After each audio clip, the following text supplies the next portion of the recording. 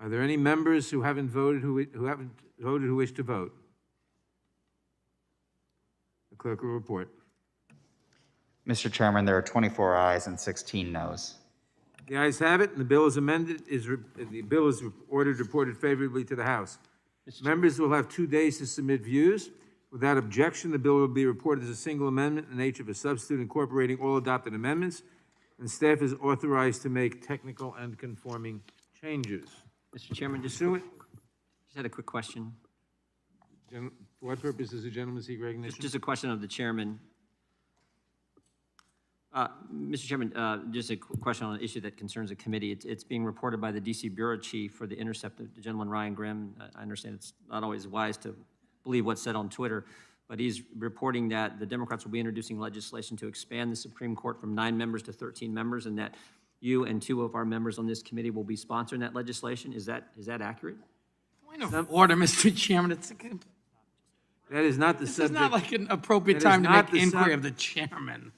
That is not the subject of the markup. Expanding the Supreme Court, That is not the a subject report of that the- the chairman is going to be That is sponsoring not- legislation is not something to be talked about on the House Judiciary. In the middle of a markup. The gentleman, I waited till the bill was over and gentleman asked the will chairman a question. suspend. If you don't think it's important about the Democrats trying to expand the gentleman will size of the suspend. Supreme Court, pursuant to notice. I think that's a pretty important issue, Pursuant Mr. to notice, I Cicilline. now call up H.R. 40, the Commission to Study and Develop Reparation Proposals for African Americans Act, for purposes of markup, and move the committee report the bill favorably to the House. The Will we clerk take will- that as, can we take that the as a clerk no? will You're not report the bill. sponsoring that, Mr. Chairman? H.R. 40, to address the fundamental injustice, cruelty, brutality, and inhumanity of slavery in the United States. And Without the objection, the bill is considered as read and open for amendment at any point. I will begin by recognizing myself for an opening statement. H.R. 40, the Commission to Study and Develop Reparation Proposals for African Americans Act, is historic legislation that would establish a commission to examine the shameful legacy of slavery and Jim Crow in this country and to develop proposals on how we can best move forward as a nation. This legislation is long overdue. For nearly 3 decades, the former chairman of this committee, John Conyers of Michigan, introduced H.R. 40. Our colleague, the gentlewoman from Texas, Ms. Jackson Lee, has taken up this sponsorship of this legislation, and I am pleased to be an original co-sponsor. H.R. 40 is intended to begin a national conversation about how to confront the brutal mistreatment of African Americans during chattel slavery, Jim Crow segregation, and the enduring structural racism that remains endemic to our society today. Even long after slavery was abolished, the anti-black racism that undergirded it reflected and defined part of our nation's attitudes, shaping its policies and institutions. Today, we still live with racial disparities in access to education, healthcare, housing, insurance, employment, and other social goods that are directly attributable to the damaging legacy of slavery and government-sponsored racial discrimination. These disparities, in terms of disproportionate burdens on African Americans, have only been exacerbated by the COVID-19 pandemic. It is important to recognize that H.R. 40 makes no conclusion about how to properly atone for and make recompense for the legacy of slavery and its lingering consequences. It does not mandate financial payments of any kind, and it does not prejudge the outcome of the Commission's work. Instead, it sets forth a process by which a diverse group of experts and stakeholders can study the complex issues involved and make recommendations. In fact, most serious reparations models that have been proposed to date have focused on reparative, community-based programs of employment, healthcare, housing, and educational initiatives, righting wrongs that cannot be fixed with checks alone. This moment of national reckoning comes at a time when our nation must find constructive ways to confront a rising tide of racial and ethnic division. On January 6th, we saw the ugly confluence of such divisions, as white nationalist groups appeared to be among those playing a central role in the violent assault on the United States Capitol. And we continue to see unarmed black people killed by police at a disproportionate rate, with another tragic death just this week. White nationalism and police community conflict are just part of the long legacy of anti-black racism that has shaped our nation's laws, institutions, and societal attitudes. That racism and division hold back our country's longstanding efforts to carry out what the preamble to the Constitution says it is designed to do, to form a more perfect union. Reparations in the context of H.R. 40 are ultimately about respect and reconciliation, and the hope that one day all Americans can walk together toward a more just future. I hope the commission established by H.R. 40 can help us better comprehend our own history and bring us closer to racial understanding and advancement. The discussion of reparations is a journey in which the road traveled is almost more important than the exact destination. Passing H.R. 40 is an important first step. I am pleased that the Judiciary Committee is beginning this journey today, and I urge all my colleagues to support this important legislation. Before I yield to the ranking member, I want to note that we are all joined in this room by the gentlelady from California, Ms. Lee, and without objection, I will place in the record a letter from her in support of the bill. I now recognize the distinguished ranking member of the committee, the gentleman from Ohio, Mr. Jordan, for his opening statement. Thank you, Mr. Chairman. $20 million to create a 15-member commission to study reparations. Here's who makes up the commission. President Biden gets to select 3. Senator Leahy gets to select 3. Speaker Pelosi gets to select 3. The remaining 6 are selected by the by the commission's director, but they have to come from organizations that support reparations. 15 people spending $20 million of taxpayer money to reach a conclusion we already know what it's going to be.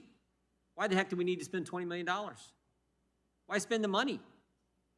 We know what these 15 members are going to say. Spend $20 million for a commission that's already decided to take money from people who were never involved in the evil of slavery and give it to people who were never subject to the evil of slavery. That's what Democrats on the Judiciary Committee are doing. Oh, and they won't answer the question. You got a news reporter, the D.C. Bureau Chief, reporting that they would now want to expand the Supreme Court. They won't answer that question. Oh, and all the while we got a crisis on the border. Such a deal for the taxpayer. Such a deal for the American taxpayer. Look, everyone knows how evil slavery was. Wrong as wrong could be. But this is not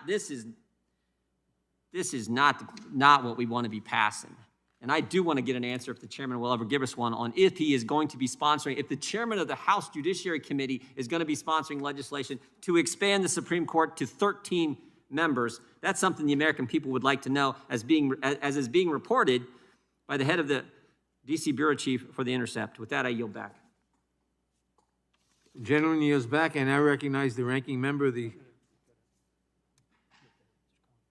I now recognize the chair of the Subcommittee on the Constitution, Civil Rights, and Civil Liberties, the gentleman from Tennessee, Mr. Cohen, for his opening statement. Thank you, Mr. Chairman. First, I want to say that I strongly support H.R. 40. I've been a sponsor of this legislation since I came to Congress in 2007. It was originally sponsored in 1989 by the distinguished former chairman of this committee, Mr. John Conyers, whose picture is on the wall here. An outstanding congressperson and an outstanding chairman. And I hope that this committee will report this out favorably to the full House. The enslavement of people of African ancestry in America was a crime against humanity, the impacts of which we as a society continue to grapple with today in everything from racially unequal economic opportunities to disparate health outcomes to the plague of unjustified police violence against Black Americans. Slavery was this country's original sin. Our Constitution protected it, embodying various compromises that gave disproportionate power to slave states. The 3/5 clause counted a slave as 3/5 of a person for population counts, which in turn gave disproportionate representation to slave states in the House of Representatives. Otherwise, they were considered as property. They were only considered as persons to give their slave-holding states, political organizations, and teams more power. The Constitution also created an electoral college, a system of electing the President of the United States that gave slave states another avenue to exercise disproportionate influence over national affairs, and only by counting African Americans in some way other than as property to give the slave master and his power structure in that state additional powers over our federal government.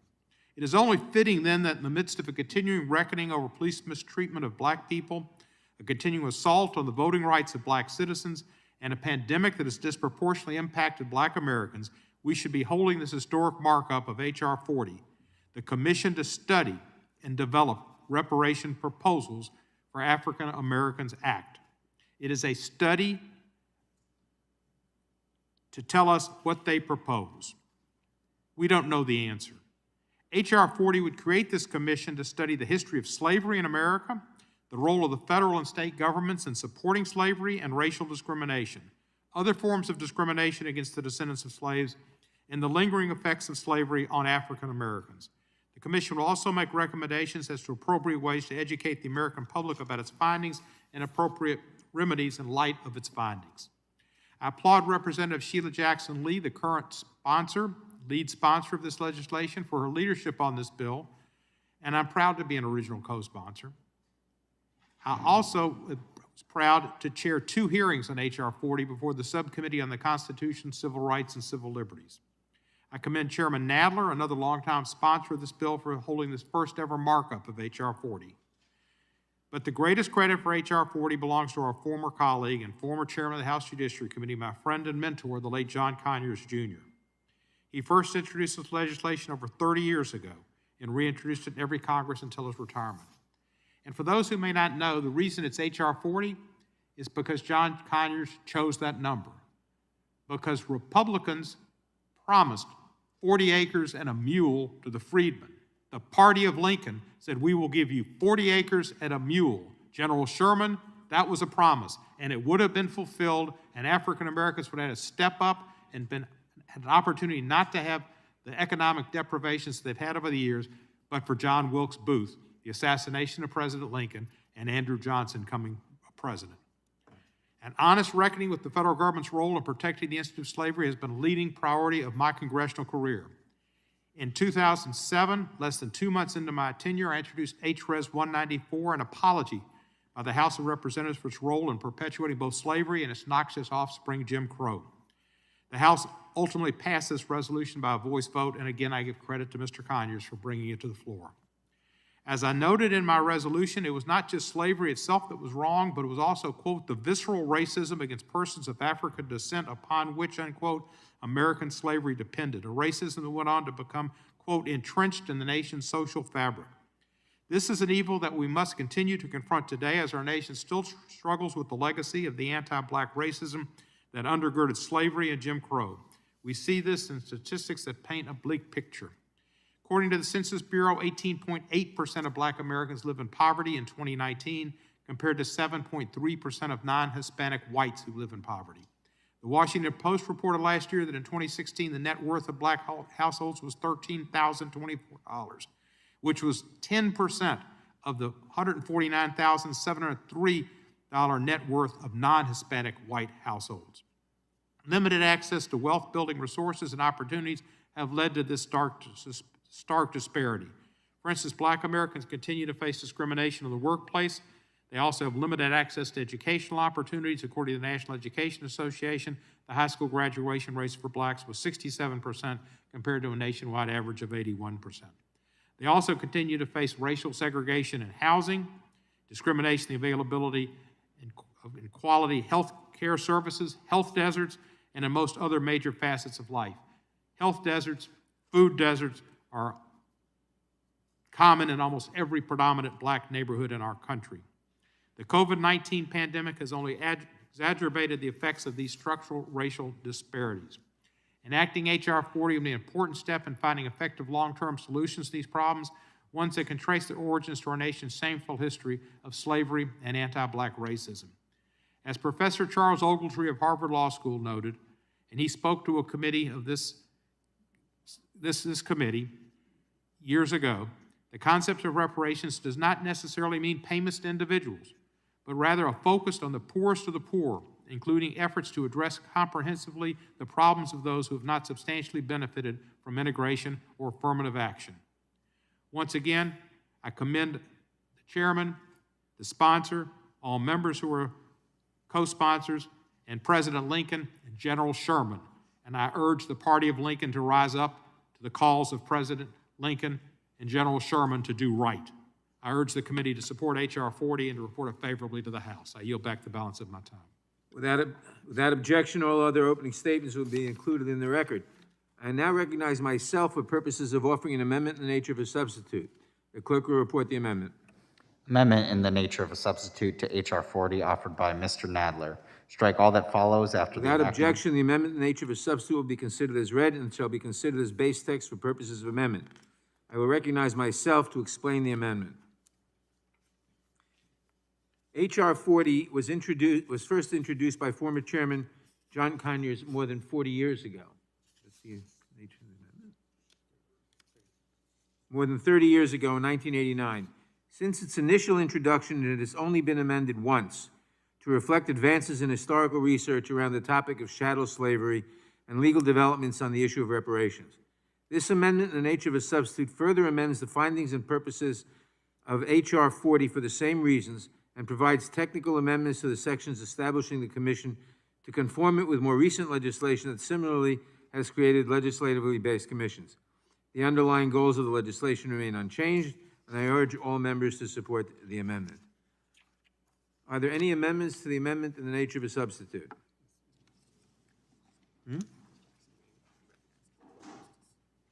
For what purpose does Ms. Jackson Lee seek recognition? Strike the last word. Gentlelady is recognized.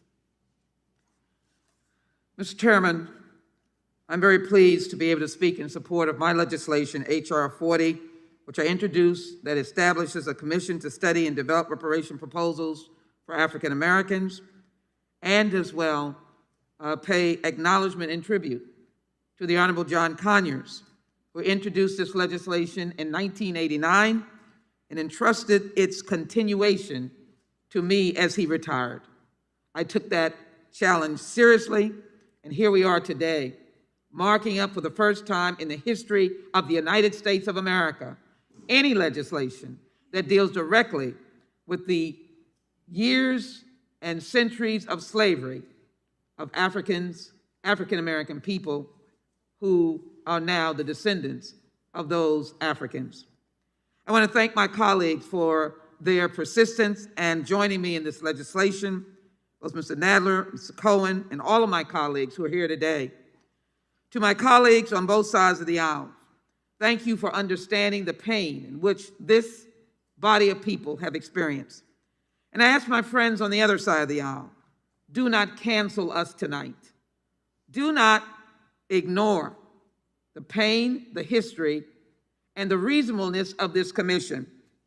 This is a governmental commission, a commission that establishes the parameters of a study that provide the roadmap for the truth of the brutality and the onerous and terrible burden placed on African Americans and this nation by slavery. I hold in my hand the Constitution, which did not hold us as a whole person in its founding, even though we know that the opening statements in this Constitution says, we ask and expect to create a more perfect union. H.R. 40 is to answer that question of perfection It's to answer General Sherman's point about 40 acres and a mule. It is to answer the imploding of the Reconstruction that fell on the backs of our ancestors through Jim Crowism and segregation and brutality. It is to answer the question of now some 4,000 of lynchings that occurred, with the predominant number of them, as we will discuss throughout this process, that were African Americans. It will discuss the Social Security legislation by Franklin Delano Roosevelt that for 2 decades, African Americans were not able to participate in large numbers, or redlining that undermined creating wealth, which of course evidences the fact that the wealth gap between white Americans and African Americans is as enormous today as it was in the 1960s.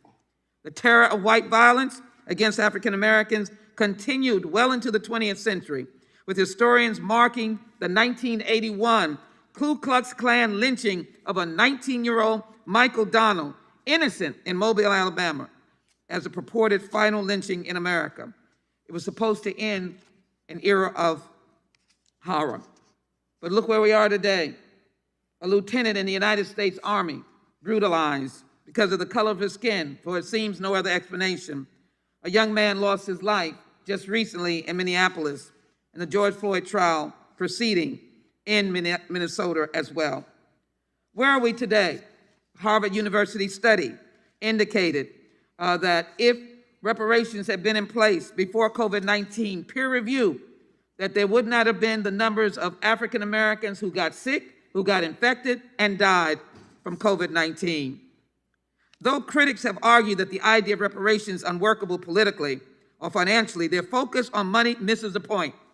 The goal of this historical commission and its investigations to bring American society to the new reckoning with how our past affects the current conditions of African Americans, and to make America a better place to help and truly study the disadvantaged. Consequently, the reparations movement does not focus only on payments, but it focuses on remedies that can be created in many forms necessary to equitably address the many kinds of injuries sustained from the chattel slavery and its continuing vestiges. To merely focus on finance is an empty gesture. We're asking for people to understand the pain, the violence, the brutality, the chattelness of what we went through. And of course, we're asking for harmony, reconciliation, reason to come together as Americans.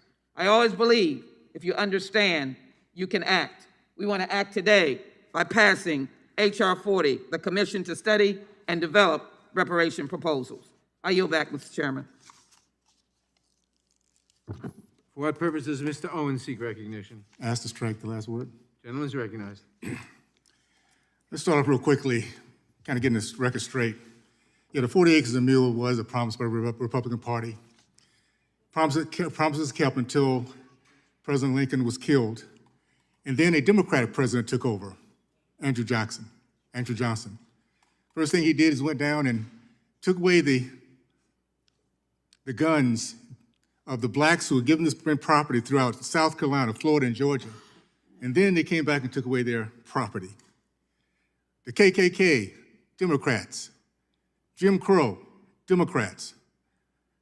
And guess what? The KKK was actually eliminated in 1985, and until Woodrow Wilson, Democratic president, decided to bring it back with Birth of the Nation that he showed in the White House.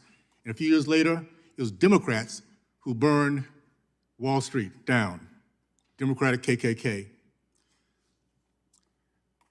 Slavery was and still is an evil.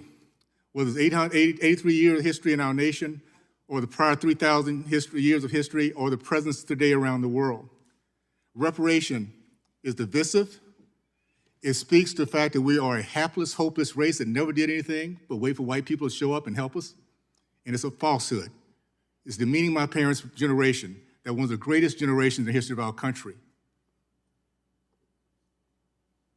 We have a history of millions of middle class and wealthy Black Americans throughout our 20th century who achieved their dreams. Instead of a theory, I'd like to share the reality of a race whose history of success in America has been stolen, and what we can do to repay that damage. I grew up in the Deep South, Tallahassee, in the 50s and 60s, where we believed in commanding respect, not begging or asking for it. We did that by meritocracy, by winning, not just in sports and entertainment, but in every discipline: math, science, exploration, innovation, farming, enterprise. We had a reputation, as the Asian community today has a reputation of winning, respect. That was the Black community back in the 60s. We led our country in the growth of the middle class, led our country in men matriculating from college, led our country in men matriculating from college, men committed to marriage over 70%, and percentage of entrepreneurs over 40%. That 40% equated to 50%, 50 to 60% of Black Americans across our country, from New York to Tallahassee to Texas to California, part of the middle class. I grew up in that middle class in the 50s. And believe me, they were not sitting back waiting for white people to give them a break. They were making it. I remember Perkins Service Station, Speed Grocery Store, Baker's Pharmacy, FAMU Hospital, where only Black doctors and nurses worked. We were taught about pride in our country, pride in our race. We were taught about Christus Addis, the first American martyr who died in the Revolutionary War, the Tuskegee Airmen, and over 100,000 Black men who fought the wars against the godless ideology of Marxism and socialism and communism. Those same ideologies now thriving in our educational institutions. We were taught to recognize and appreciate progress.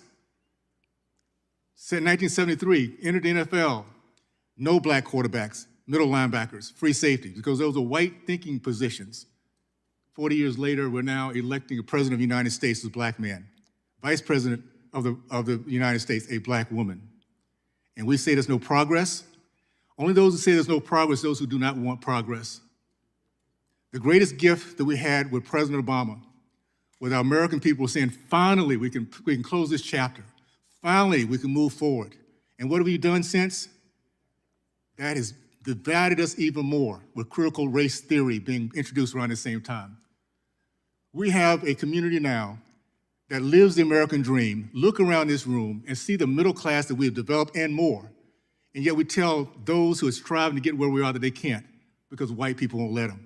That, to me, is treacherous, it's traitors. For us to tell others who want the American dream that they can't achieve it because other people with a white skin won't let them do that. If you want to repay the Black American community, give us back our history. It was Karl Marx who said, the first battleground is rewriting of history. And that's exactly what's been happening. You take away our history, you take away pride in our past, appreciation for our present, and a vision for our future.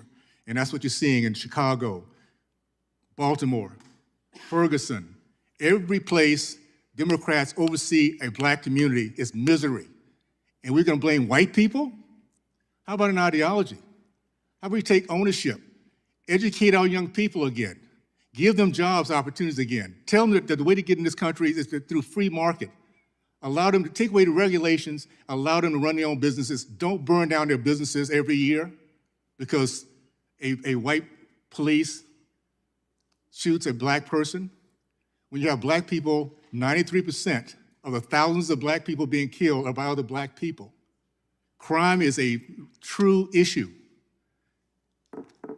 And with that being said, we are not a hapless, hopeless race. We're just like everybody else. Give us a break and we'll make it happen. Stand back and you see how great our nation, our community truly is. Give us an opportunity. We get that done, and I yield back. The gentleman yields back. For what purpose does Mr. Correa seek recognition? Mr. Chairman, I move to strike the last word. Gentleman is recognized. Mr. Chairman, I fully support H.I. 40, and I would point out that this study does not go far enough. America is a great nation with strong democratic institutions, free enterprise, and strong civil rights and religious freedoms. Yet we as a nation have lived through some very dark times. H.R. 40 addresses one of these dark moments, which is slavery. This bill is about making our nation a greater place for all to live. I would also draw your attention to another dark time in our history, the repatriation of the so-called Mexicans during the Great Depression or the 1930s. During the Great Depression, individuals that appeared to be Mexican citizens were rounded up, put in railroad cars, and deported. And among them, many, many U.S.-born citizens. And this is a personal issue for me. My father, my aunts, uncles, all U.S.-born citizens grew up in Mexico. They were repatriated to a nation that was not their own. And ladies and gentlemen, history has a way of repeating itself. Today, about 1 million American-born citizens, children, are growing up in Mexico. Again, another side effect of our mass deportations. And it is important that we step back and look at our immigration policies holistically. And it is critical that we address immigration policy and immigration reform in the context of justice and due process for all Americans. Again, Mr. Chairman, I support H.I. 40, and I hope that other studies are undertaken to remind us of these types of historical injustices so that we may address them and not have to repeat them. And with that, Mr. Chair, I yield. Gentleman yields back. Who else seeks recognition? For what purpose does Mr. Roy seek recognition?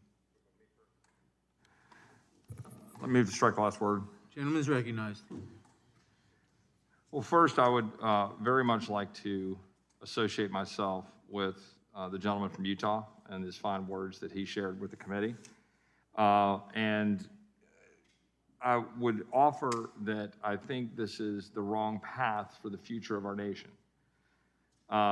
Chief Justice Roberts, I don't always agree with, just for the record, I think put it very well in one of the Voting Rights Act cases from around 2005 when he said, quote, "This divvying us up by race is a sordid business," end quote.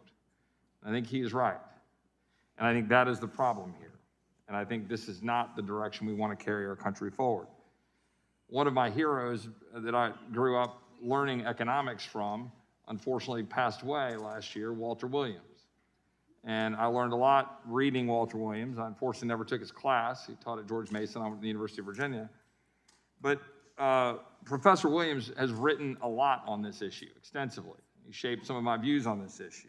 I take great deference in trying to listen to Black Americans on this subject and people who've experienced things I haven't experienced. But as Professor Williams discussed, and here I'm just quote an article he wrote about this a few years ago, he noted, quote, "Slavery," and it's all a quote from him, "Slavery was a gross violation of human rights. Justice would demand that slave owners make compensatory reparation payments to slaves. Since both slaves and slave owners are no longer with us, compensation is beyond our reach. Absent from the reparations debate is who pays. Don't say the government, because the government doesn't have any money that it doesn't first take from some American. So which Americans owe Black people what? Reparations advocates don't want that question asked, but let's you and I ask it. Are the millions of Europeans, Asians, and Latin Americans who immigrated to the United States in the 20th century responsible for slavery, and should they be forced to cough up reparations money? What about descendants of Northern whites who fought and died in the name of freeing slaves? Should they cough up reparations money for Black Americans? What about non-slave owning Southern whites? On Black people's side of the ledger, thorny issues also arise. Some Blacks purchased other Blacks as a means to free family members, but other Blacks owned slaves for the same reason whites owned slaves, to work farms or plantations. Are descendants of these Blacks eligible, deserving of reparations? There's no way that Europeans could have captured millions of Africans. They had African and Arab help. Should we haul representatives of Ghana, Ivory Coast, Nigeria, and Muslim states before Congress and demand they pay reparations?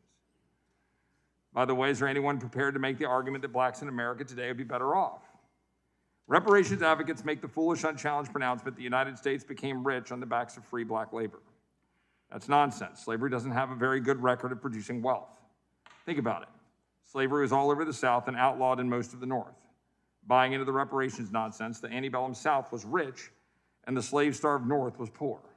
But the truth is just the opposite. In fact, the poorest states in the regions of our country were places where slavery flourished. The reparations movement would do little more than amusing sideshow were it not for the damage it can do to blacks. It misallocates time and resources that could be more fruitfully spent elsewhere. And he goes on to talk about the $22 trillion that have been spent in LBJ's so-called Great Society and the utter failure that has been the result of that money spent since the 1960s. We have utterly destroyed black families. We have utterly ripped fathers and people that children should be able to look up to in their families from the homes of black families in the name of government paternalism. And that, I'm afraid, is where this kind of legislation takes us.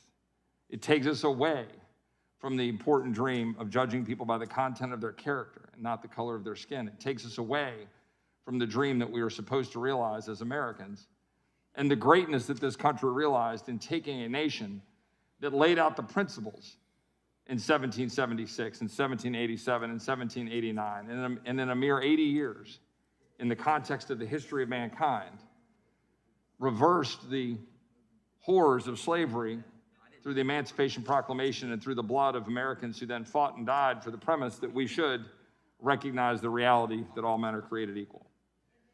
That is, I think, the danger of going down this road. And I would very much caution against going down this road of even a commission, much less where that might take us beyond that. And with that, I would yield back.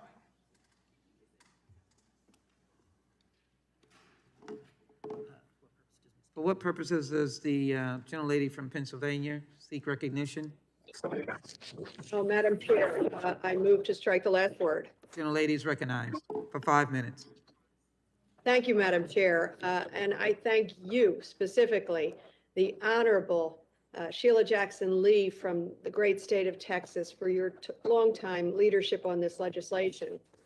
You know what? I hope everybody understands that this legislation is about understanding the full extent of our history, our policies, our laws that have consistently failed African Americans. We have to take a look at that. We have to reckon with it because if we don't, we will never move beyond it. Hasn't this year taught us that? Our nation's history of racism extends well beyond slavery and black codes and Jim Crow, segregation, the horrors of our lynching history. It extends into our structures and to the systems that continue to perpetuate inequalities today. We see it even today. I acknowledge these terrible wrongs in our history and the shameful role our federal government has played in these wrongs. We must, with recognition, continue to figure out and study and understand what the injuries are and to find remedies. That is our lot, that is our burden. Studying remedies to this history is what H.R. 40 is all about, and the shameful role our federal government played in these wrongs. As Congresswoman Jackson Lee says, this is not a symbolic act. It is a path to restorative justice. You know, my faith guides me in aspects of my work, and all of us have a moral responsibility to fix the brokenness of slavery, to fix the racist policies that have followed. We have an opportunity here to set a new course for our nation, to finally meet the promise of our nation's founding. I remember, as Reverend Eugene Taylor Sutton, the Episcopal Bishop of Maryland, said when he appeared before us in 2019, he said, and I quote, "We are not yet fully the beloved community that God intends for us to be," end quote.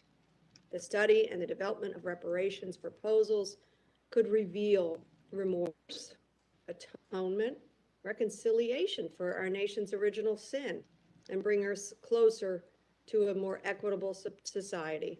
As I said in the beginning, it most importantly might bring us understanding. This study and its subsequent actions is long overdue for Black Americans, but really not just for Black Americans, it's for all Americans. I'll end on the notion of a woman that I just revere, the story and the life of Sojourner Truth. She renamed herself as a freed woman, Sojourner Truth, a traveler for the truth. And it was she who lobbied presidents and senators and members of Congress for some sense of remorse and reparation. Let us learn from her journey and her story and her famous speeches, Ain't I a Woman, among them. Sojourner Truth, a traveler for the truth, taught us long ago that we must face our history in order to be healed from it. And with that, I thank you, Madam Chair, for all your work, and I yield back. Madam Chair, Madam Dean, would you yield your time to me? I would love to yield to you. Thank you. Let me thank you for that gracious and graceful acknowledgement of your faith in what we're really here to do. And I do want to just quickly say that each of us in this room have personal experiences. As we do this legislation, each of us will take pains not to personalize whether or not we are successful, our families are successful. That is the basis of this commission, to be able to look globally at the issue of slavery as the original sin and the brutality of it, and to then take the journey that looks at the stark disparities in the African-American community. I hope in this moment that we will not take the opportunity to point blame or to cast any actions of racism as one party or the other. It was America's sin, and that's what we hope to address. Just factually, let me acknowledge that Congress passed and President Lincoln signed a bill that paid reparations to the owners of slaves in the District of Columbia. We're not going down a pathway that has never been traveled before. I started out by saying, let us not cancel each other tonight. Let us not have a cancel culture, but an open-mindedness. I also want to acknowledge my friend and colleague again as I yield, and that is the Honorable Barbara Lee. Her legislation, H-Con Res 19, complements this work of restoration. With that, I want to recognize Mr. Shabbat for 5 minutes. Thank you, Madam Chair. This country's history relative to slavery and the subsequent legalized discrimination, Jim Crow, was antithetical to America's founding ideals that all men are created equal and are endowed by their Creator with certain inalienable or unalienable rights. As we have been reminded over the last year or so, much work remains to be done to improve race relations in this country, including between the government and the people it's intended to serve. Unfortunately, this legislation would only set those efforts back. No one alive today is responsible for the harms inflicted by slavery in the United States, a practice that ended over 150 years ago. Further, as a nation of immigrants, our population has exploded since the barbaric practice of slavery was ended. Our population at the outset of the Civil War was just over 31 million, and it must be noted that a very large portion of those individuals did not own slaves. 30 years later, as immigration into the U.S. began to surge, our population had more than doubled. And 30 years after that, in 1920, the population stood at over 106 million, more than 3 times what it was 60 years earlier when slavery ended. While immigration has ebbed and flowed since the early 20th century, there has been a steady influx of immigrants into our country ever since, and we've discussed a lot of that today. Most of it legal, but obviously a significant portion has been illegal. But nonetheless, today our population, the official population, stands at over 330 million people. And I would again remind folks that there were around 10% of that back when slavery ended. Consequently, there's a massive portion of our population of every race and ethnicity whose ancestors never set foot in this country while slavery was legal. Forcing those whose ancestors immigrated to the United States after the abolition of slavery, or who worked to end slavery, or who died during the Civil War trying to end that practice, it's just fundamentally illiberal and unjust. Quite simply, no one should be forced to pay compensation for what they have not done. And that's what slavery reparations would do. Paying reparations would amount to taking money from people who never owned slaves to compensate those who were never enslaved. imputing the guilt of those who owned slaves or who aided and benefited from the institution of slavery to every non-African American in the United States would harm the country in many ways. Instead, we should be looking at improving the fortunes of all Americans, especially those in economically disadvantaged circumstances.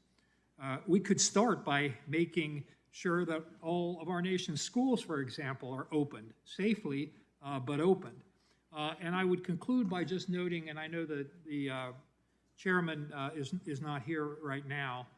We obviously have an acting chairman here, but the chairman was asked by our ranking member a little while ago whether it was accurate or not that he was going to be introducing legislation along with some other folks relative to the Supreme Court, packing the Supreme Court. And I think the American people have a right to know if that's being considered. We know that last Friday, we're talking about a commission here. We know last Friday another commission was announced by President Biden putting together this commission on the Supreme Court.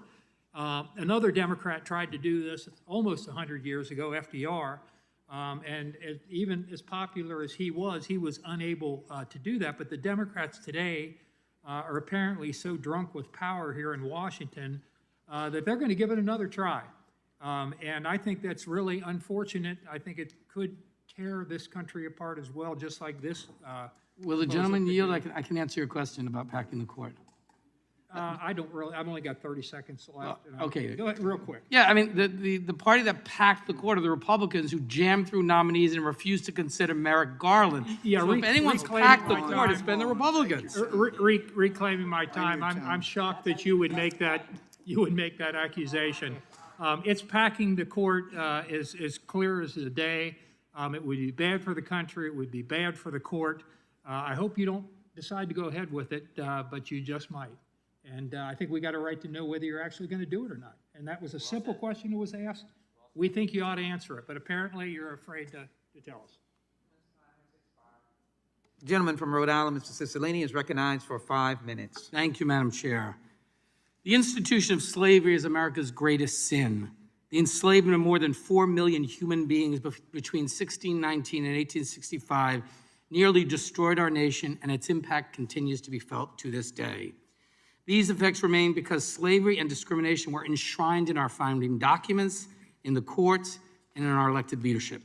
The Constitution of the United States, which established and guided our democratic system of government, counted African slaves held in bondage as only 3/5 of a human being.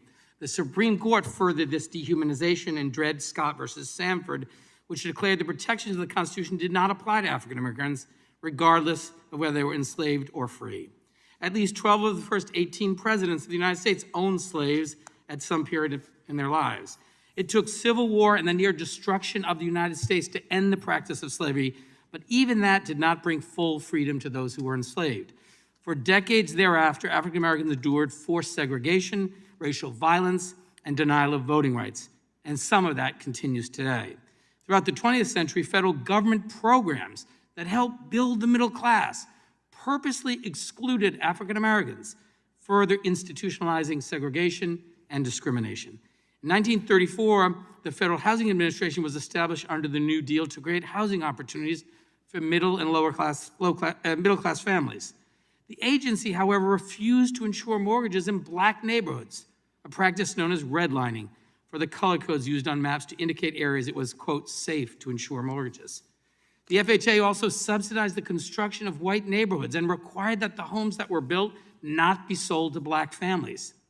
During World War II, many African Americans joined the military with the belief that their service would be honored when they returned home from fighting for their country. The GI Bill was transformative in providing tuition assistance, job training, and unemployment benefits to service members returning home from Europe and the Pacific, and it played a significant role in building the middle class in post-war America. The law was drafted, however, in a manner which allowed states to control the distribution of veterans' benefits, resulting in black veterans in segregated cities and states being denied the benefits of the GI Bill. Unemployment benefits were provided on the GI Bill for returning service members searching for new jobs at home. African Americans who had learned advanced job skills in the military were often only offered low-wage, low-skilled jobs when they returned home. When these highly skilled workers refused these low-wage jobs, they were denied unemployment benefits for refusing the only jobs offered to them. When the interstate highway system was built in the 1950s, it connected the country and revolutionized the nation's economy, similar to the railroad system in the 19th century. Many of the highways, however, were built in the middle of Black neighborhoods, with many Black-owned homes being taken over by the government through eminent domain. And in addition, Black communities were often further segregated when highways were built along racial zoning lines, creating physical barriers between white and Black neighborhoods. A fuller right of American citizenship only came after decades of struggle by those who carried on the civil rights movement and risked their own safety in search of an end to racial discrimination. And we should recall our beloved late colleague, John Lewis. Despite this, our country still lives with the lingering effects of slavery and official racism that has harmed African Americans. Since the 1960s, the wealth gap between Black and white households has more than doubled. According to the Washington Post, the most recent data available shows that it would take the combined net worth of more than 11 Black households to equal the net worth of one average white American household. Last year, the Center for Disease Control and Prevention released a study that showed infant mortality rates in the U.S. had broadly declined, but they remained twice as high for Black infants as they did for white infants. In our education system, school districts that serve predominantly Black and brown populations receive nearly $23 billion less in funding than predominantly white school districts. These disparities will never be fully addressed until we're able to acknowledge the great historic wrong committed against African Americans. H.R. 40 provides acknowledgement that a grave sin was committed against Black Americans, a stain on the soul of America. This commission will be empowered to recommend ways in which we as a nation can address these wrongs and ultimately make amends for them. This can include a number of different approaches, such as community investments, improving delivery of healthcare, and strengthening housing and educational opportunities. I want to acknowledge the great work on this legislation by our colleagues on this committee, particularly Congresswoman Sheila Jackson Lee for her leadership. And I'm proud to be a co-sponsor of the commission to study and develop reparation proposals for African Americans Act. I encourage all my colleagues to support this bill, to help our country heal and do what is right. And with that, Madam Chair, I yield back. I thank the gentleman. The gentleman yields back. Gentleman from Texas, Mr. Goldman, is recognized for an amendment. Yes, I have an amendment at the desk. Clerk will report the amendment. Amendment to the amendment in the nature of a substitute to H.R. 40 offered by Mr. Gohmert of Texas. On page 9, after line 23, insert the following and The amendment will be considered as read. Well, I Gentleman would is ask that it recognized. be for read. five- Pardon? I'd ask that it be read. I object to the waiving of the reading. Gentleman objects. The amendment should be read. On page 9, after line 23, insert the following and redesignate all that follows accordingly. G, when the Democratic Party should be responsible for any compensation awarded, since it is the only relevant entity in existence today that supported the institution of slavery.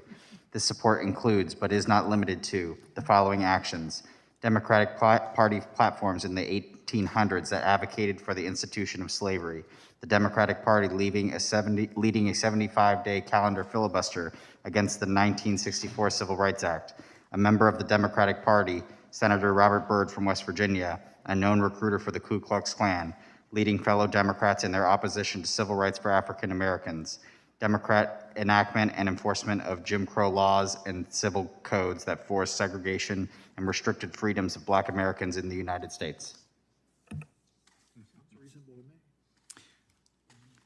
Gentleman's recognized for 5 minutes to speak on the amendment. Thank you. During my time on the felony bench, one of the saddest things that I would ever see would be the effects of the sins of parents upon children. Countless times at the end of a trial, or a sentencing, I would have the child come up and make sure they understood this was not your fault. You should have no guilt feel. This is not your fault.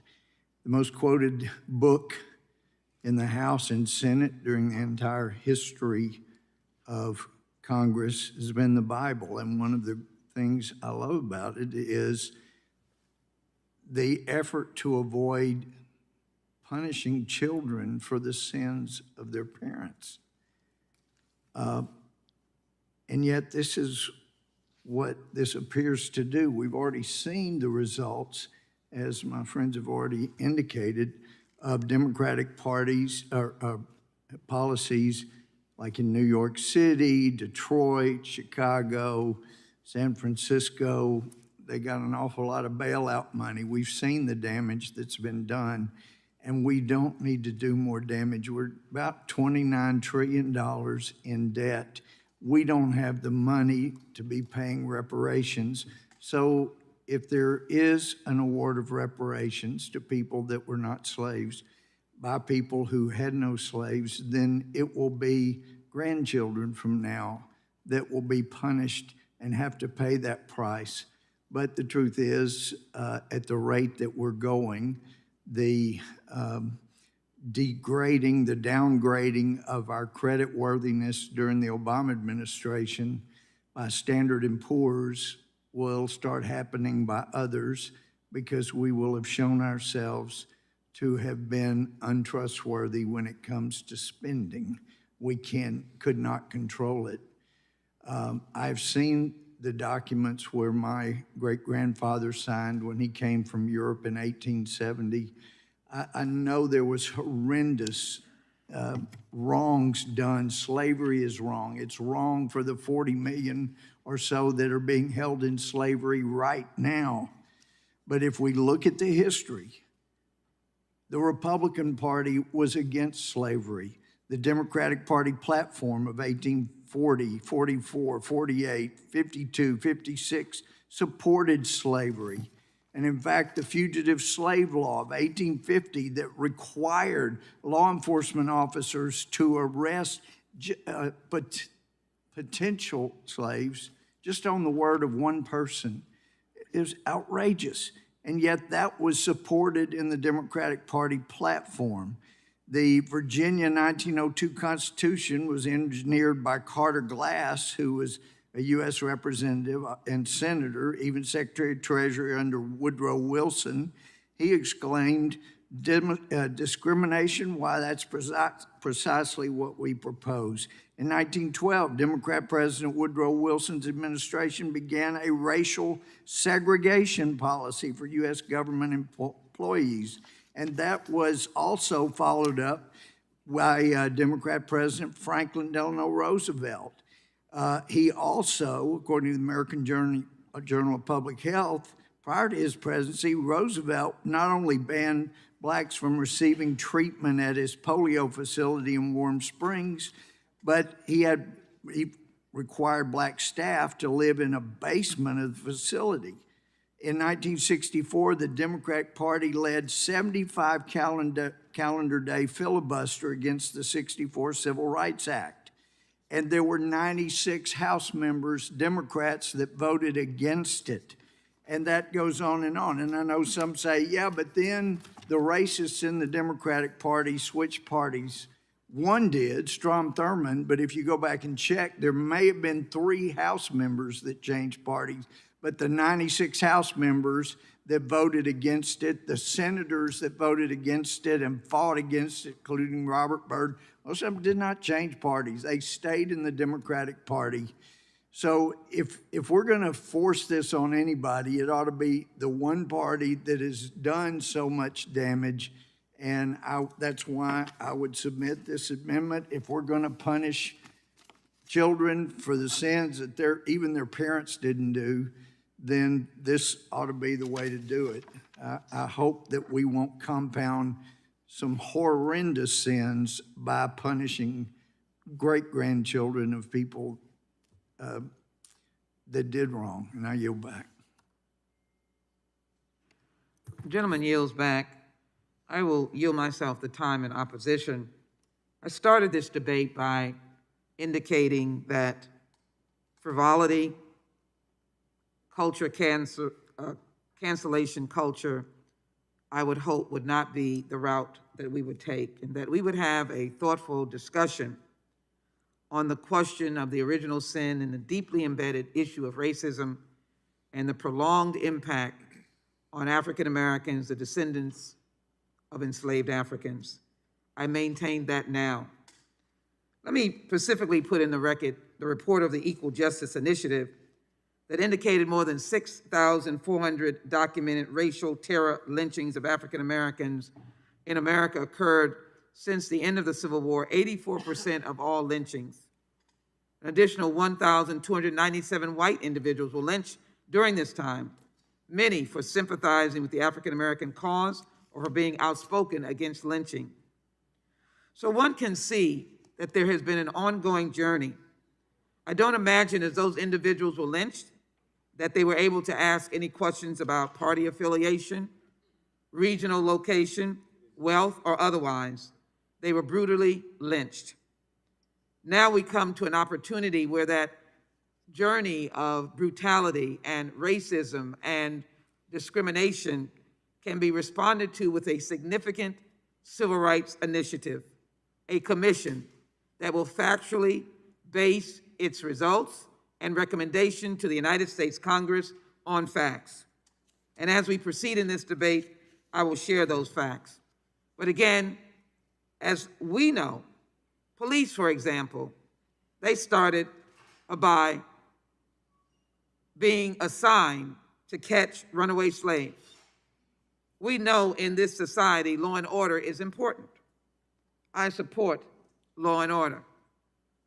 But we also know that we've seen a trajectory of the loss of life of African American males and women in the unfortunate circumstances that we've seen over the last couple of years and beyond.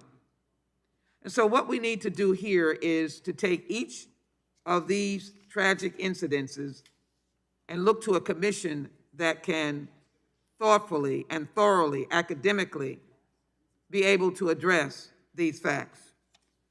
Might I just say to my good friends, interestingly enough, as President Johnson laid his pen down in the signing of the 1964 Civil Rights Act, he said, "I know we have just lost the South, and all of those southern states turned Republican." I'm not here to make that charge. I am here to say, work with us, recognize the reality of slavery and its brutality and its continuing impact, even as we discuss the issues of immigrants, even as we discuss the issues of unaccompanied children. Look at the long-stated impact of this question of the divide in our country and the issue of racism as it impacts many groups. I know that this commission that will set a standard of study and academic research will make an amazing difference. And with that, I oppose the gentleman's amendment. I'm happy to yield to the gentleman from Tennessee at this time, the chairman of the subcommittee. Thank you, Madam Chair. The amendment in question says that the Democratic Party should be held responsible because it is the only relevant entity in existence today that supported the institution of slavery. That's absolutely false. There are relevant entities in existence today that supported the institution of slavery other than the Democratic Party, like the states of Texas, Louisiana, Mississippi, Tennessee, Alabama, Well, Georgia, gentlemen, yield. Florida, They're North not Carolina, political parties. South Carolina, and Virginia. Those states had laws that supported slavery, that supported segregation, that held African Americans down for years. So if you want to get down to this nitpicking and saying who should be responsible, it should be the southern states that are most responsible because they held these laws on the books for years to have separate water fountains, separate facilities, separate everything until the Great Society came about and changed it with the Civil Rights Act. And there were religious institutions that supported slavery and argued that the Bible held that there should be slavery, there should be separation of the sexes, and that there should not be miscegenation laws because of the Bible. So if you want to get down to it, it's not the party, the Democratic Party, which has changed and supports civil rights and African American opportunities. It's religious groups and the southern states that are most responsible. You want to accept that as an amendment, Mr. Gohmert, and have them be the people to pay the reparations? Book it. I yield back. Who seeks recognition? Madam Chair. Mr. Jayapal is recognized for 5 minutes. Thank you, Madam Chair. And I would like to thank you for your tremendous leadership on this issue and so many others. And I thank you for bringing this bill forward. My colleagues on the other side of the aisle, I just can't help but say, you really seem to not get this. Let me just be clear. This is not about punishing. The point is not that the current custodians of the fruits of exploitation are wicked and need to be punished. This is about reparative justice, restorative justice. It is about acknowledging that we who sit here do not have rights of ownership that are distinct from the history of slavery from which these rights were obtained and which those rights were denied. If slavery is wrong, as even you say it is, and if you through your history benefited from that wrong that was done, then you must be willing to commit yourself to righting that wrong. I believe that we must dismantle racism, white supremacy, and inequality in all of our institutions to create justice, to ensure equality and opportunity for all, and end the racial wealth gap. And to do that, it is essential that we establish this commission to study and develop reparations, and that we support my colleague, Representative Barbara Lee's commission on truth, racial healing, and transformation. My colleagues, let us be real about this. Often the story behind the development of our country focuses on a warming tale of early settlers building their path towards the American dream for hard and honest work. But it's not a complete view, and it's a dangerous view that erases the undeniable history behind our country's success. The enslaved ancestors of today's Black Americans built America to what it is today. And yet we have continued to see this false retelling of history as recently as the previous administration's creation of the 1776 Commission to romanticize and diminish America's relationship with slavery and deny the federal government's role in enabling systemic racism. That could not be further from the truth, which is why I fully support this bill and this commission. For near every problem that America faces, Black families are more impacted than white families because of slavery's legacy. This is true for health outcomes, where Black Americans are more likely to have inadequate health care and underlying conditions, seen clearly in the Black death rates for COVID-19 being twice the rate of white Americans. It is true in policing, where Black Americans are twice as likely to be unreasonably stopped and 3 times as likely to be killed. But for a strong example of the impacts of endemic racism and anti-Blackness, look no further than the racial wealth gap. Before and after the 13th Amendment, Black Americans have had either zero or just a small portion of their labor returned in the form of wages. Instead, America, through slavery and systemically racist policies, withheld and amassed a massive fortune off of Black labor. A fortune so massive that it would take more than 200 years for Black households to reach the amount of wealth that white American households have today. And yet some believe that Black Americans should simply lift themselves up by the bootstraps, as if white Americans didn't benefit from government policies like the New Deal that created the white middle class.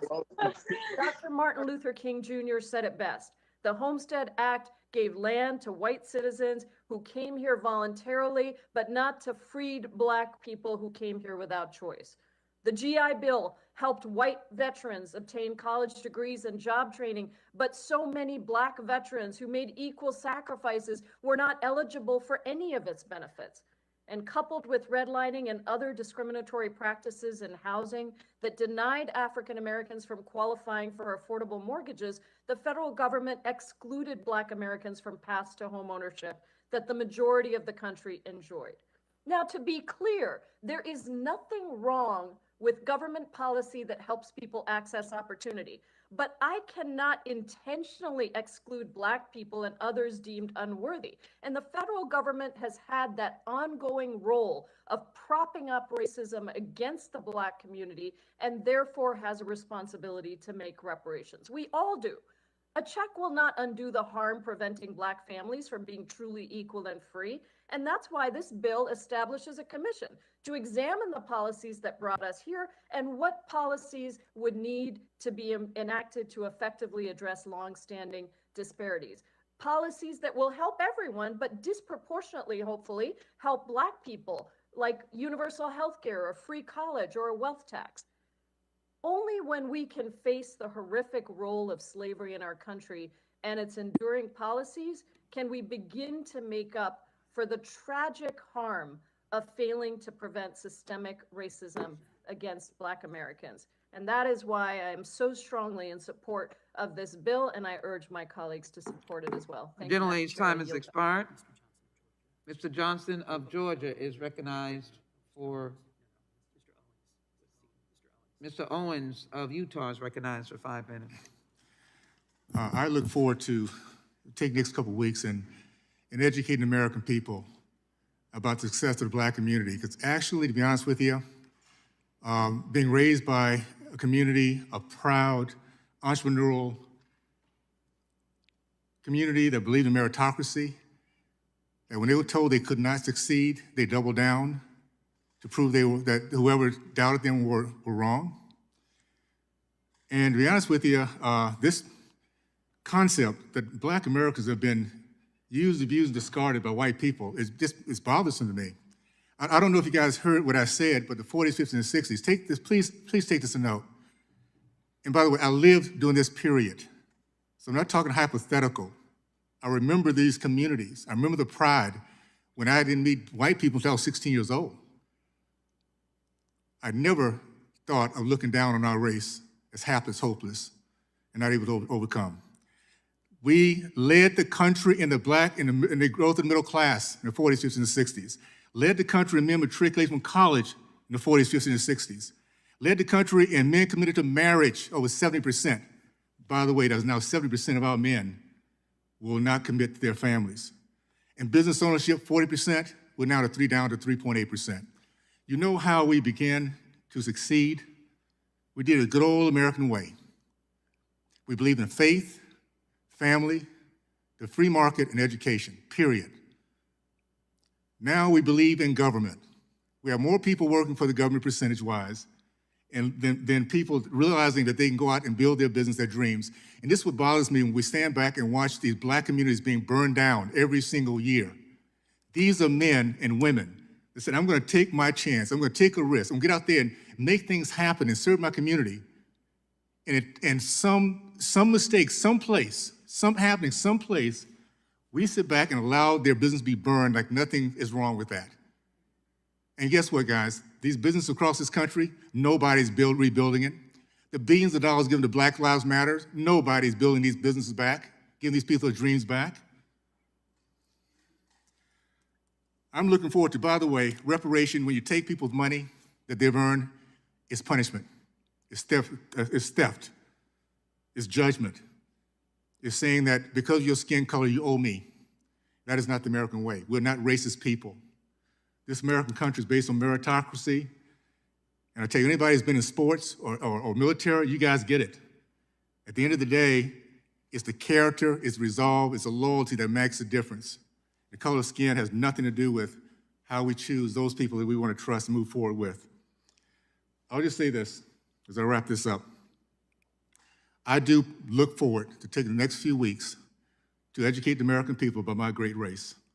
One I'm so proud to have been raised in. A race that when I left my little community, the third Black to go to the University of Miami, I went there knowing I can get a degree in biology because my parents expected of me to succeed. My community expected that of me to succeed.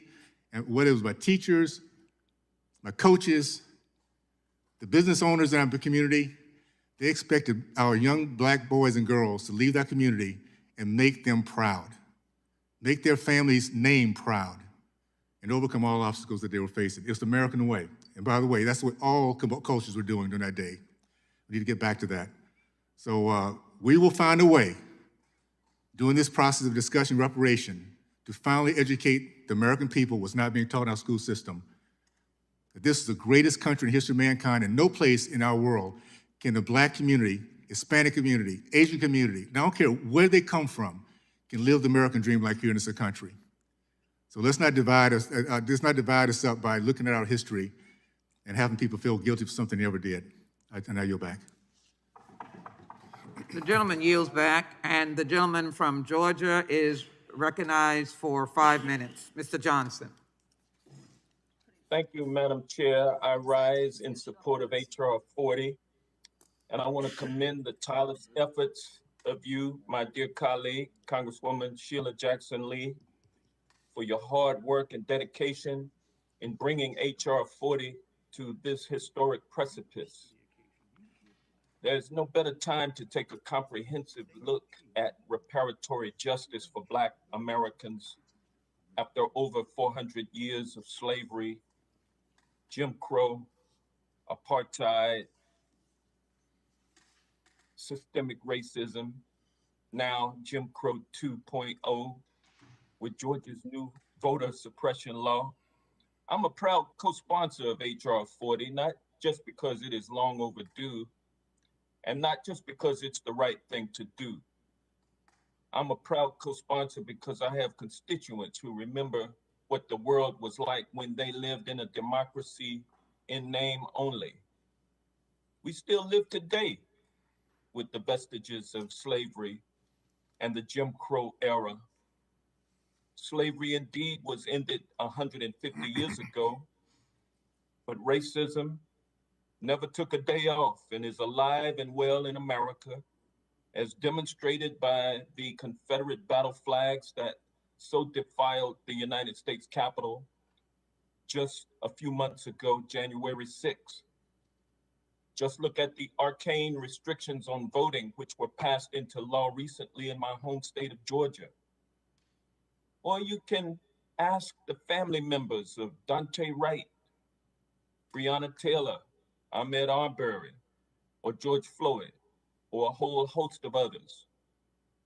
Black folks in this country cannot keep living and dying like this, but will be forced to do so if white folks in America continue to refuse to look back at history and acknowledge that while Black folks continue to suffer from the vestiges of slavery and the legacy of systemic racism, while that's happening for us, white folks continue to enjoy the legacy of white privilege. By the way, white privilege is bipartisan, and it inures to the benefit of white Democrats and Republicans. The legacy of slavery and the soil of its justification, racism, exists within every facet of this country. In fact, racism and her cousin, white privilege, infest the soil that has sprouted this country that we call the United States of America. In fact, slavery is our nation's original sin. Slavery is a crime against humanity, and so is racism. And it's a crime we have yet to reconcile as a nation. So H.R. 40 gives us a chance to reflect on our shameful legacy of slavery while painting a clear path towards redemption. This legislation strikes at the heart of structural institutional racism in the United States of America. And as a country, we've led the way by calling for other nations to reckon with their forefathers' sins. So it's time for us to do the same thing. While this legislation cannot change the ills of the past, it can lead us to a brighter and more inclusive and equitable future. Reparatory justice can put us on the path to healing. So that's why we should all be in favor of H.R. 40, which will study reparation. Thank you, and I yield back. The gentleman yields back. Who seeks recognition? Gentleman from New York is recognized for 5 minutes. Mr. Jeffries. Thank you, Madam Chair, for your leadership and for recognizing me and for ushering us to this historic moment. I also want to lift up the name of the former chair of the House Judiciary Committee, John Conyers, who of course carried this legislation for decades. America is a great country. We've come a long way, but we still have a long way to go. And systemic racism has been in the soil of this land since 1619. Now, this country was born with high ideals. We hold these truths to be self-evident. All men are created equally. Life, liberty, and the pursuit of happiness. The land of the free and the home of the brave. Liberty and justice for all. America was founded on high ideals. But at the same time, there was a birth defect, a genetic imperfection on the question of race that took the form of chattel slavery, one of the worst crimes against humanity in the history of the world. So no, we're just not simply going to move on. And some of my colleagues on the other side of the aisle seem to take the position that after 246 years of chattel slavery, an amendment is passed, my bad, get over it, move on. No, we will not. We're not going to move on from slavery, from rape, from kidnap, from subjugation, and from oppression. We're not going to move on from the fact that the Reconstruction effort was short-circuited. Yes, we were promised 40 acres and a mule when General Sherman signed Field Order 15 in Savannah, Georgia, because the view was that land acquisition, the land that those slaves had worked for centuries, should be part of empowering the newly freed slaves. But guess what? That order was almost immediately rescinded when Lincoln was assassinated and President Johnson took over. So instead of 40 acres and a mule, many African-American communities have been given 40 acres and a blunt. So no, we are not going to move on. We're not going to move on because the Freedmen's Bureau that was set up to empower newly freed slaves was closed after 9 years in 1874. Why? Because fraud and incompetence and criminal behavior. Nobody was held accountable. 50 white trustees, tens of thousands of freed slaves lost their life savings. So no, we're not simply going to move on. We're not going to move on because after slavery, Jim Crow and the rise of the KKK and the lynching epidemic and Plessy versus Ferguson and Black Wall Street in 1921 destroyed. Why? Because Black prosperity was viewed as a threat to white supremacy. So no, we're not simply going to move on. And when the Great Depression struck, African Americans were hit the hardest and we received the least amount of support. Why? Because yes, Southern Dixiecrats insisted that in the New Deal, African Americans would be excluded, while other Americans were helped.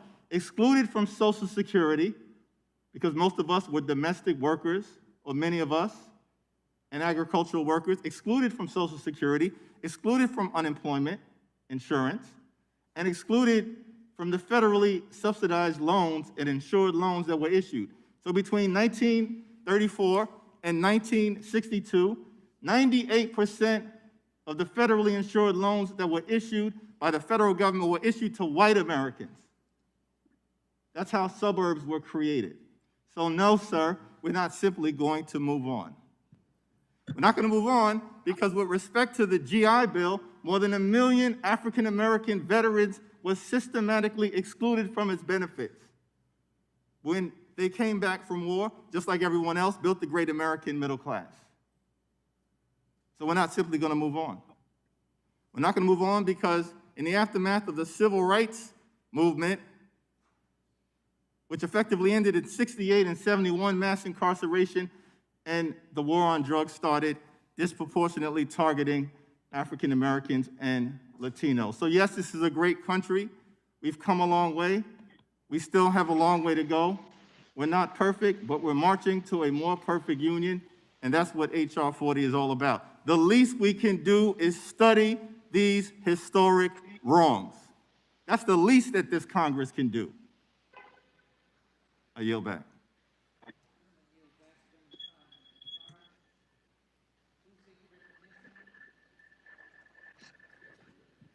Mr. Liu is now recognized for 5 minutes.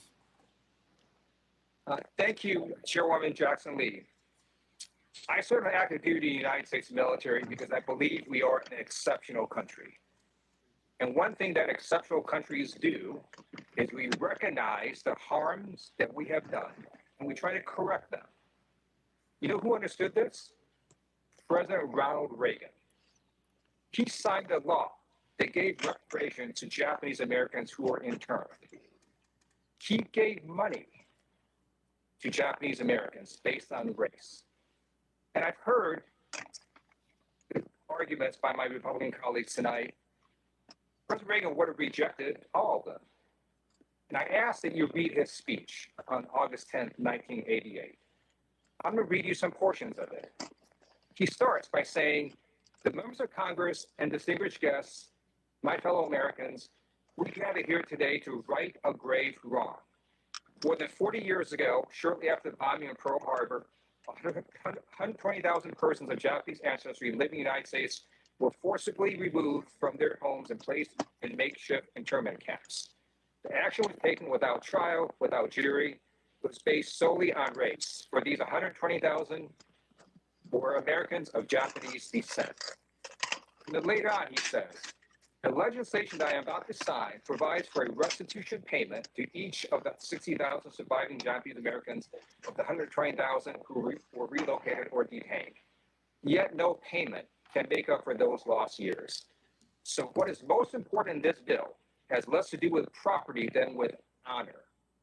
For here we admit a wrong. Here we reaffirm our commitment as a nation to equal justice under the law." President Reagan did this for an evil, un-American act that didn't even rise to a level of slavery.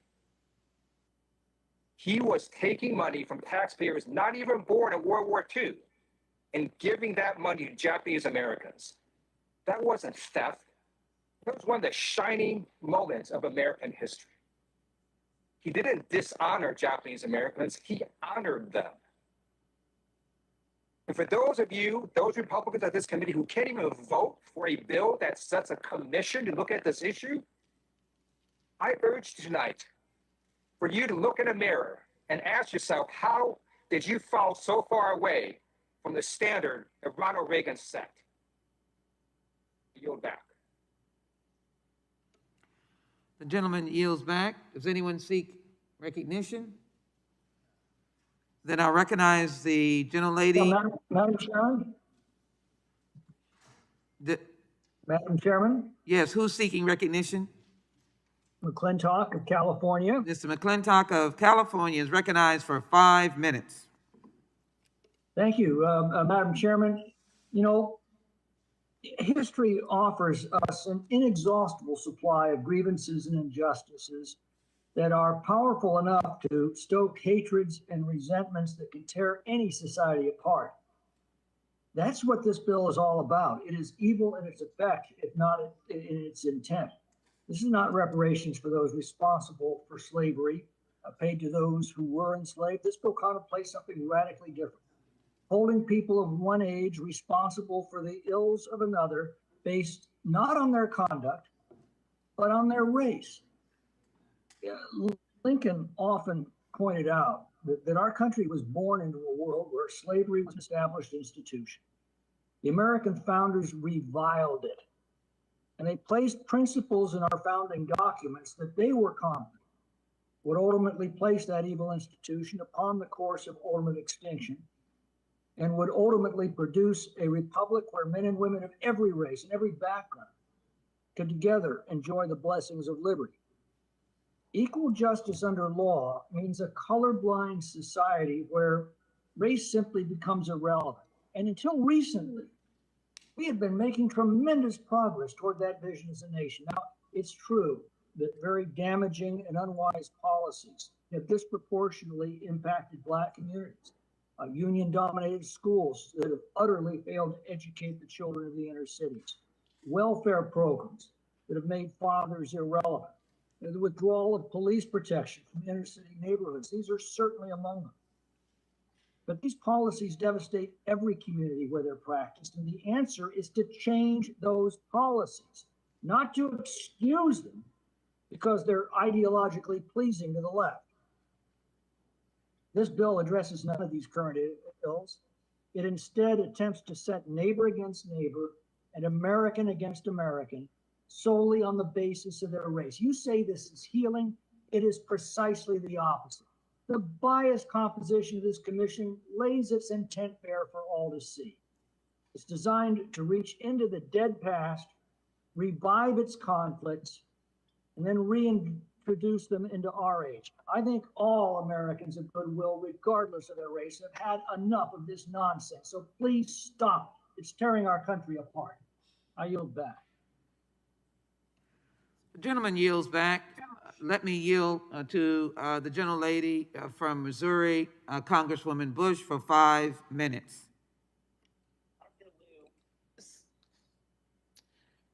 Oh, Father God.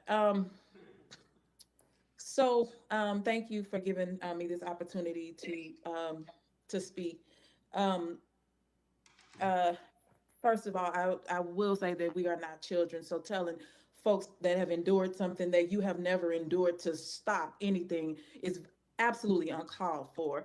The systems of trauma caused by the enslavement of Black people in this country, it's not history. Those systems are ongoing and they are vicious. That trauma, science tells us, and we're talking about science, is intergenerational. The pain endured by our ancestors lives in our DNA. Look it up.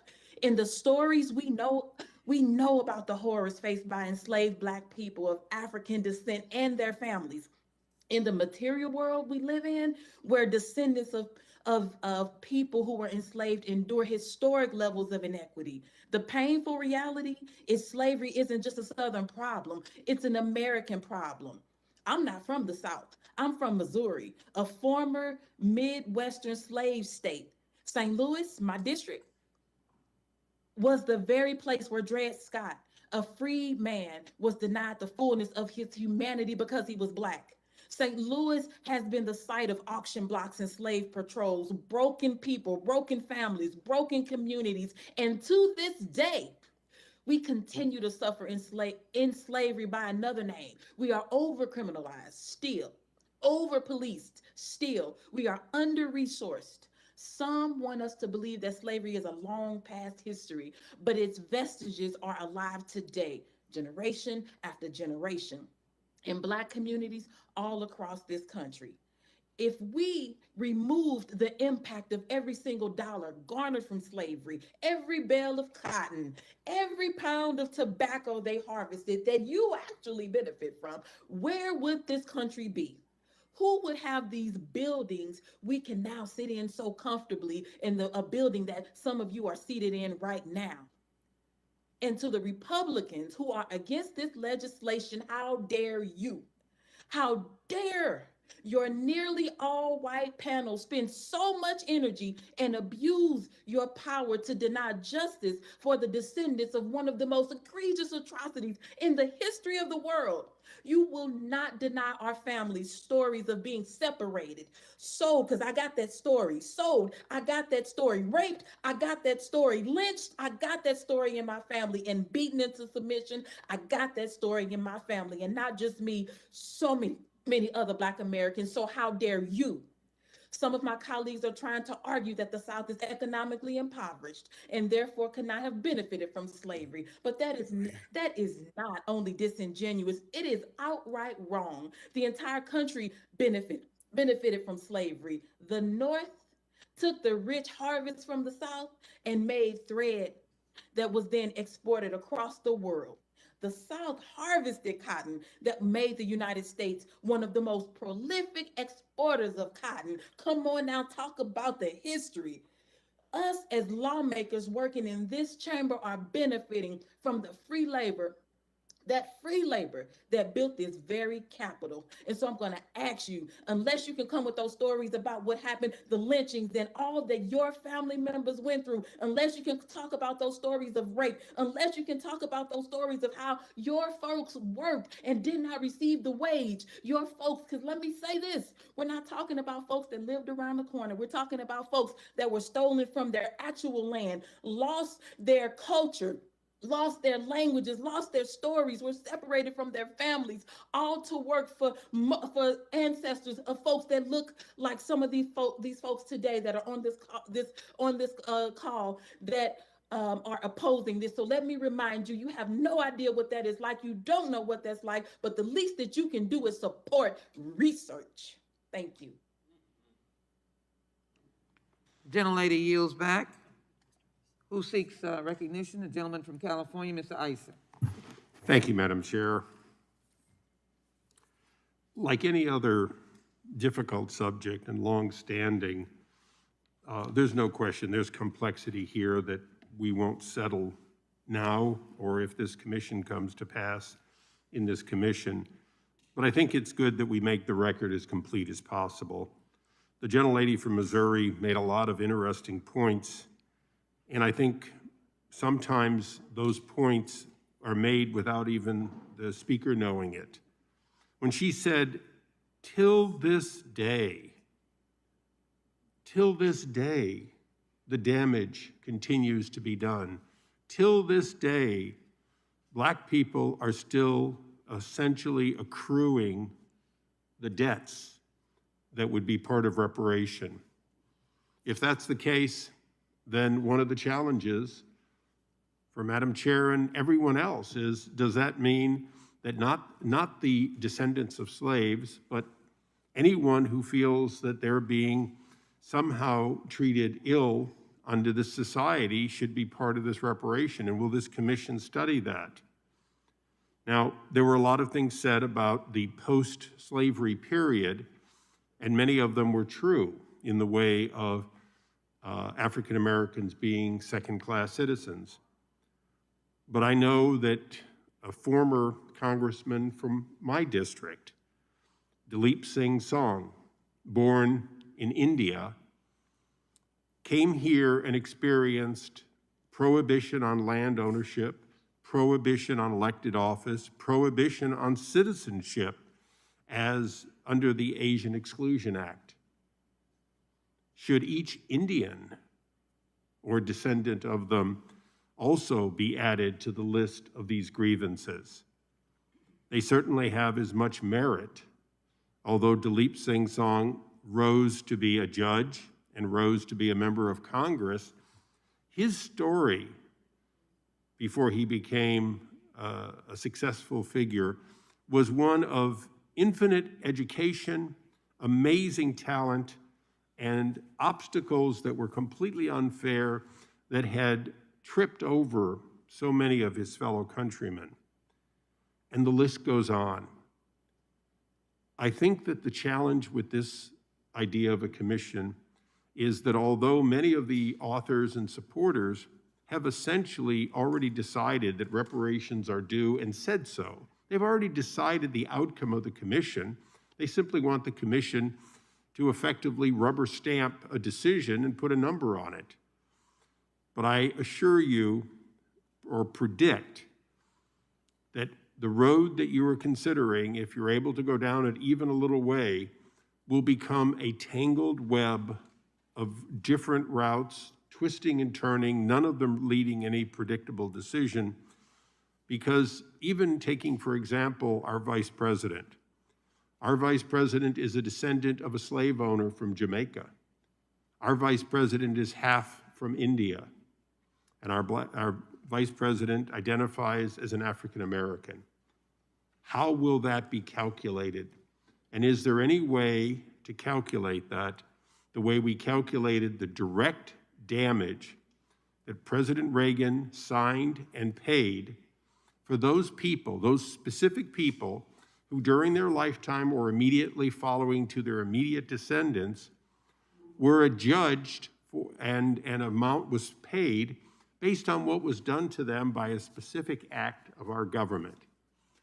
I think for President Reagan, it was not a difficult decision, but I would predict that he would take a very different tact if asked to try to calculate percentages of people unborn at this time and not in the United States. That it was not the case with the Japanese Americans. And what President Reagan did, we all can and should honor. So the comparison was made, but the comparison actually begs the exact question, which is, can you calculate it? And if you start down this road, are you in fact going to calculate how much those who came afterwards owe to those who were not there, and how much is owed by those who identify today as being persecuted to this day? Are reparations continuing to accrue? And I would say, based on the conversations we've heard here today, the answer would be yes by many of the proponents. And with that, I thank the chair and yield back. What purpose does the gentleman from Rhode Island seek recognition? I move to strike the last word, and I'll yield to the chair in a moment. I just want to respond, first of all, to our colleague, Congresswoman Bush from Missouri, and thank her for her really powerful testimony or statement to the committee. And I think it's important to recognize there are a set of lived experiences that many of us have not had, and that we have to pay particular attention to leaders in the African-American community whose families have had many of the experiences and live with many of the consequences of institutional racism and the legacy of slavery in this country. To my colleague from California who said, what about other people who've been, as he described it, treated ill? We're talking about something quite different than being treated ill. We're talking about 4 million people, human beings, who were enslaved, who were beaten, robbed of their freedom, robbed from their families, robbed of any kind of future, and were treated as property. Anyone else who's in that category should surely be part of this commission. But the notion that others who might have been treated ill are the same, this is about a very specific history in this country that we have to confront. And I listed a whole bunch of policies. Those weren't the fact that they were slave owners, those were policies of our government that discriminated against African Americans. We have the power to respond to that. And a commission might say, for example, because of your racist policies, including blacks from Social Security or from housing, we should double up or triple up our investments today. That would be a responsible response to government policies. We all own that. We benefited from that as white people in this country. And so this notion of like, I wasn't a slave owner, I've got nothing to do with it, misses the point. It's about our country's responsibility to remedy this wrong and to respond to it in a thoughtful way. And this commission is our opportunity to do that. And so I just urge my colleagues on the other side of the aisle, open your minds to this. The commission might make a recommendation you can support, but what's the harm in studying it and presenting proposals for our consideration? Doesn't the African-American community deserve that at least? And so I ask you to vote for this resolution. I yield the balance of my time to the chair. I thank the gentleman. I understand, Mr. Cicilline, that Ms. Loughran is trying to seek time for. Thank you, I yield to Ms. Loughran. We yield to Ms. Loughran. Thank you. Yes, thank you. I just wanted to give this perspective. When Chairman Conyers, then Ranking Member Conyers, spoke to me about this bill a long time ago, I thought, well, what's this got to do with me? You know, my family, they were immigrants. They weren't here during the Civil War. They had nothing to do with slavery. And I just didn't understand why that was fair. But as time went on, I understood something different. My dad was the son of an immigrant. He didn't get to go to college. He was in World War II. And after World War II, he didn't get to go to college, but he got a GI loan to buy a little tiny house. It was a $9,000 house, $89 a month for 30 years. And having that house built wealth for his family. And when I learned that African-American veterans of World War II, they didn't get to buy the little house like my dad did. And so people my age who are African-Americans, they didn't get the wealth building that my family had. And so it's not about, you know, who's to blame, because my father certainly wasn't to blame. It's about who was denied opportunities, and how do we look at making sure that everybody in America is being treated fairly? That's what this commission is about. And I think it's important. We don't know what the answer will be, but I do know that I benefited from a set of policies that I didn't even know existed. And my children did, and my age peers and their children were disadvantaged by policies. And so let's take a look at that, and let's see what we can do in America to have a fairer, more just society that remedies past wrongs that we may not even have known about, understood, or designed, but that we benefited from. And I thank the chairwoman for allowing me to offer these few comments and yield back. The gentlelady yields back. The gentleman from Rhode Island yields back. And the gentleman. Madam Chair. Mr. Buck is now recognized for 5 minutes. I thank the chair, and I yield to my friend, Mr. Owens. Let me set the record straight. I've been hearing this about the GI Bill for quite a while. Let me kind of make sure everybody, and by the way, all I have to do is look it up, guys. You can look this up. My dad came back from World War II. Growing up in Texas, he could not get a postgraduate degree. He graduated from Purdue, but because of Jim Crow laws, I ran across a box of letters after he passed away, rejection letters from across this country that would not accept him. And I knew it was because of his color, because he was a very, very smart guy at that time. But you know, they used that as motivation when people said they couldn't. So what he did is use this GI Bill to go to Ohio State, where he got his PhD in agronomy. His brother used his GI Bill to get his PhD in economics. My mother's 6 brothers got their GI Bill, college taken care of, and they all became part of the middle class. I lived in Liberia, Africa, 5 years old, during the days of segregation, because my dad was doing research in Liberia, Africa. I had an uncle that was an engineer, an older uncle, engineer, decided he was going to start a second business. So he bought a plane in 1960-61 and took mail from Wichita Falls, Texas to Chicago. Now, I don't know how many people you guys know, how many white people you know that had bought planes, and it wasn't that it was rich, he just had a dream.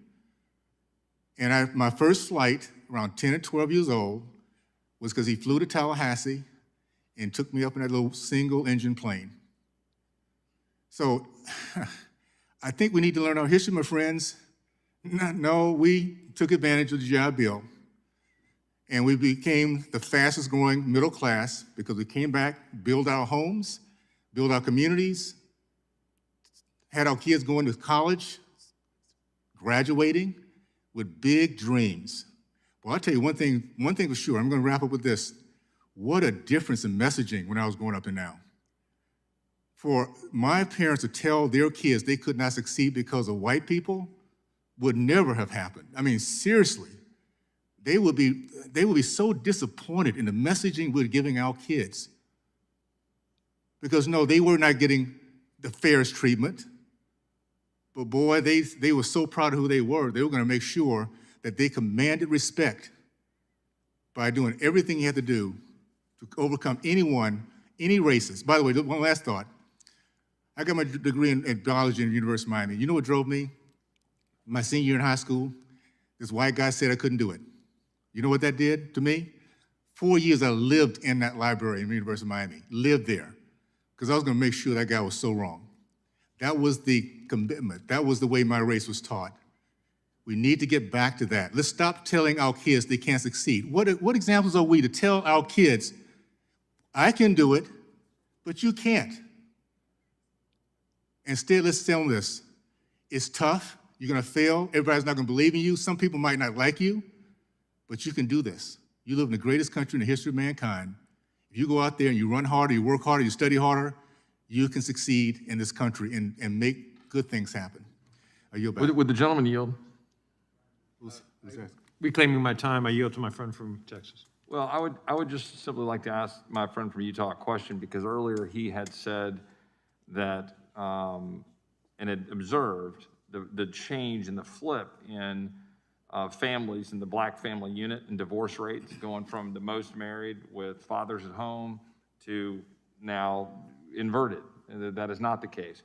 Does my friend from Utah have thoughts and a view on what transpired that caused that and that Absolutely. what resulted in that? Absolutely. It's called policies. Policies. The last 4 years, the policies put in place by the Trump administration had the lowest unemployment in the history of our country for blacks, Hispanics, Asian men, women, and veterans. We had over 400% increase in black business ownership. Policies makes a difference. And I'm gonna tell you this, I've seen what happened to my community, the great community I grew up in, and look back and see what's going on now. It's policies that's doing it. And you go to every single place where there's misery in our communities, it's because of college policies in which our kids are not being taught how to read and write. They're not taught, the family unit's been turned upside down. They're not telling our young men to respect, to love God, country, family, respect women and authority. That's what I was taught. We get our kids thinking that way again. Our men will man up, take care of their families, and families move forward. And that's actually how we become a very successful community. Our families have to get back together again.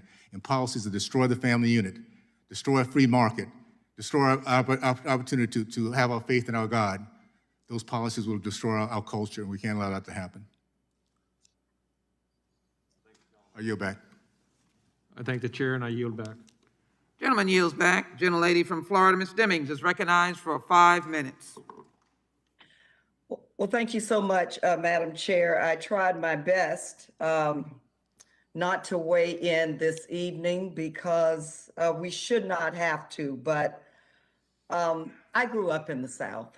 I've served as a career law enforcement officer, and I gotta tell you, every time I think I have heard it all, I come to Judiciary and get enlightened. My father was a janitor who went to work 7 days a week to make ends meet. My mother was a maid. And let me say this, I'm blessed that I was able to make it. But I cannot forget about those who did not. And I certainly cannot forget about those who continue to struggle. Madam Chair, I thank you for your leadership. I also thank you for all of you who have recognized our dear friend and colleague, the late John Conyers. I thank you, Madam Chair, for continuing his extremely important work. You know, what I have heard, it's just, I can't believe my colleagues on the other side of the aisle are serious, but unfortunately, I know they are. I've heard just about every excuse in the book. I've heard it's too hard. Figuring out the numbers would be too difficult. Well, I do believe, I agree with Mr. Jeffries, we are a great nation. And I do believe that we can do just about anything we have the political will to do. America has solved some of the most complicated, most challenging issues because we've had the political will to do it. What I've heard, Madam Chair, is that this is horrible. What happened was horrible, but we aren't going to do anything about it. And Madam Chair, you so graciously said that this is America's sin. We're not pointing the finger at any particular family or individual. Some may feel guilty, but this is not about guilt and this is not about punishment. This is America's greatest sin. And let me remind us all, guess what? We are Americans. And as legislators, I do believe our job every day is to find ways to correct America's wrongs, find ways to make America better.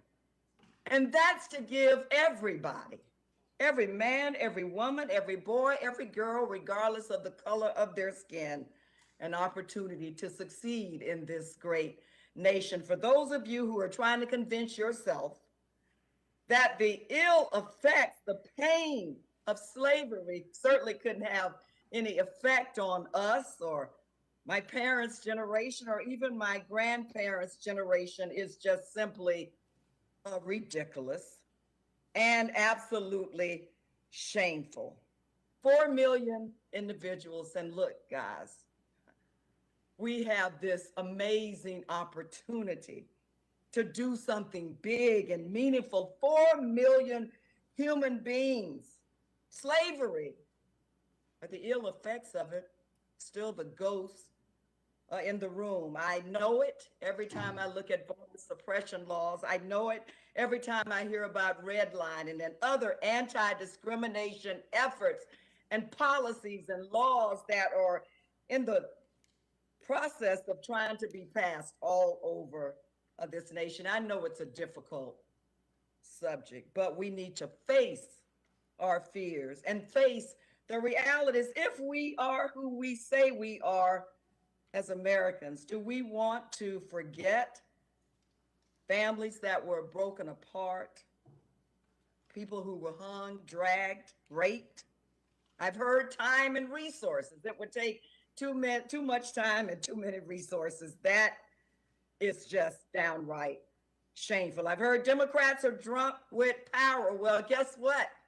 That's what slavery was all about, power. I've heard if you're going to force something on anybody, well, guess what? That's exactly what slavery was all about. We're asking to form a commission that will take a look at correcting America's greatest sin.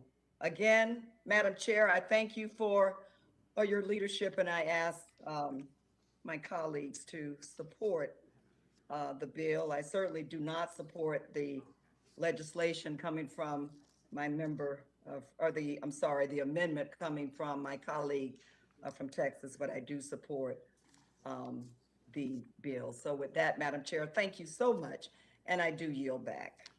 Gentlelady yields back. Who seeks recognition? For what purpose does the gentlelady from Georgia, Ms. McBath, seek recognition? Thank you, Mr. Chairman. I move to strike the last word. Gentlelady is recognized. Thank you. I'd just like to reiterate to, once again, to our Republican colleagues that this legislation only relates to studying the root causes, that substantiate, this country's need to be able to repair the glaring inequities, the societal inequities that communities of color still are faced with each and every day. And that's just what I wanted to say. And at this time, I'd like to yield the balance of my time to our esteemed colleague, Representative Sheila Jackson Lee. I thank the gentlelady for her leadership. I can't sit here and listen to my friends, even with the spirit in which I came to this markup. No cancellation culture, America marching together.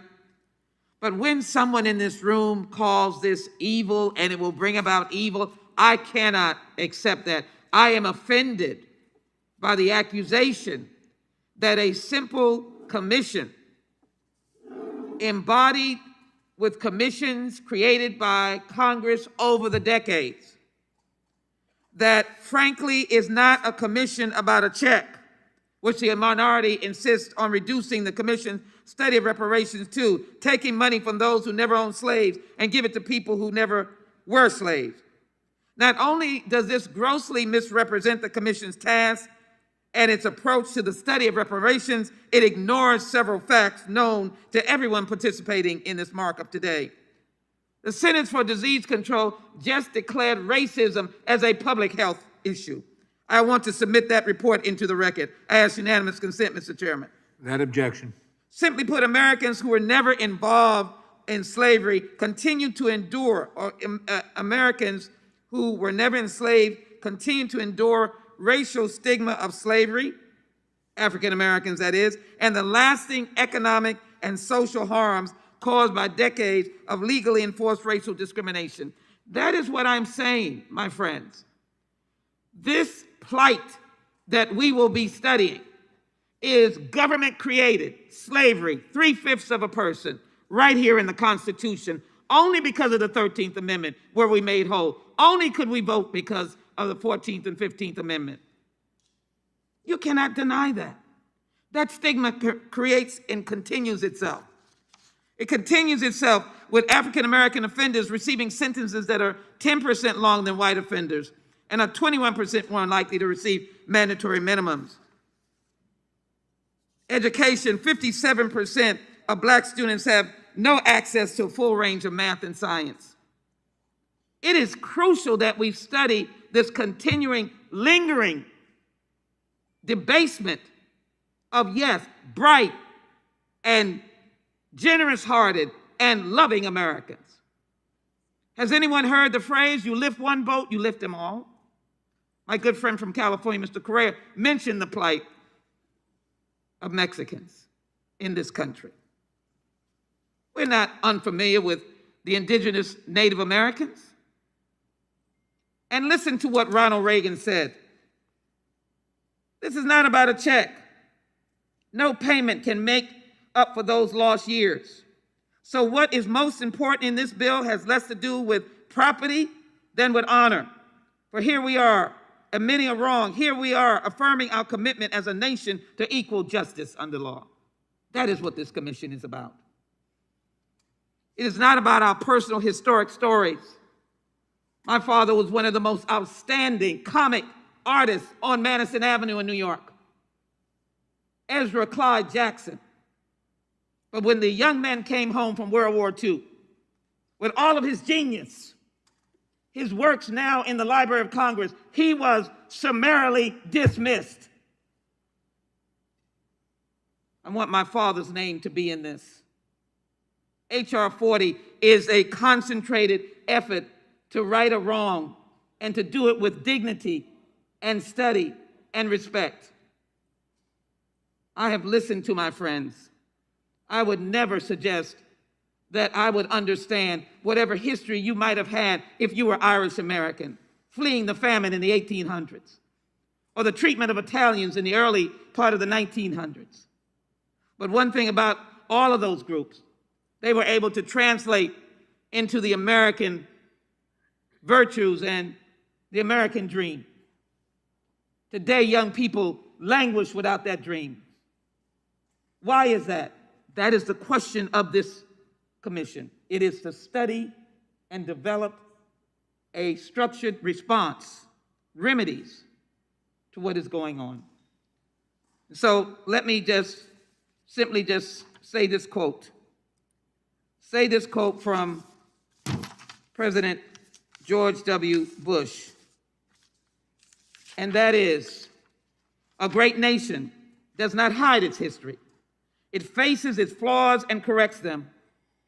He was speaking about the Museum of African American History and Culture.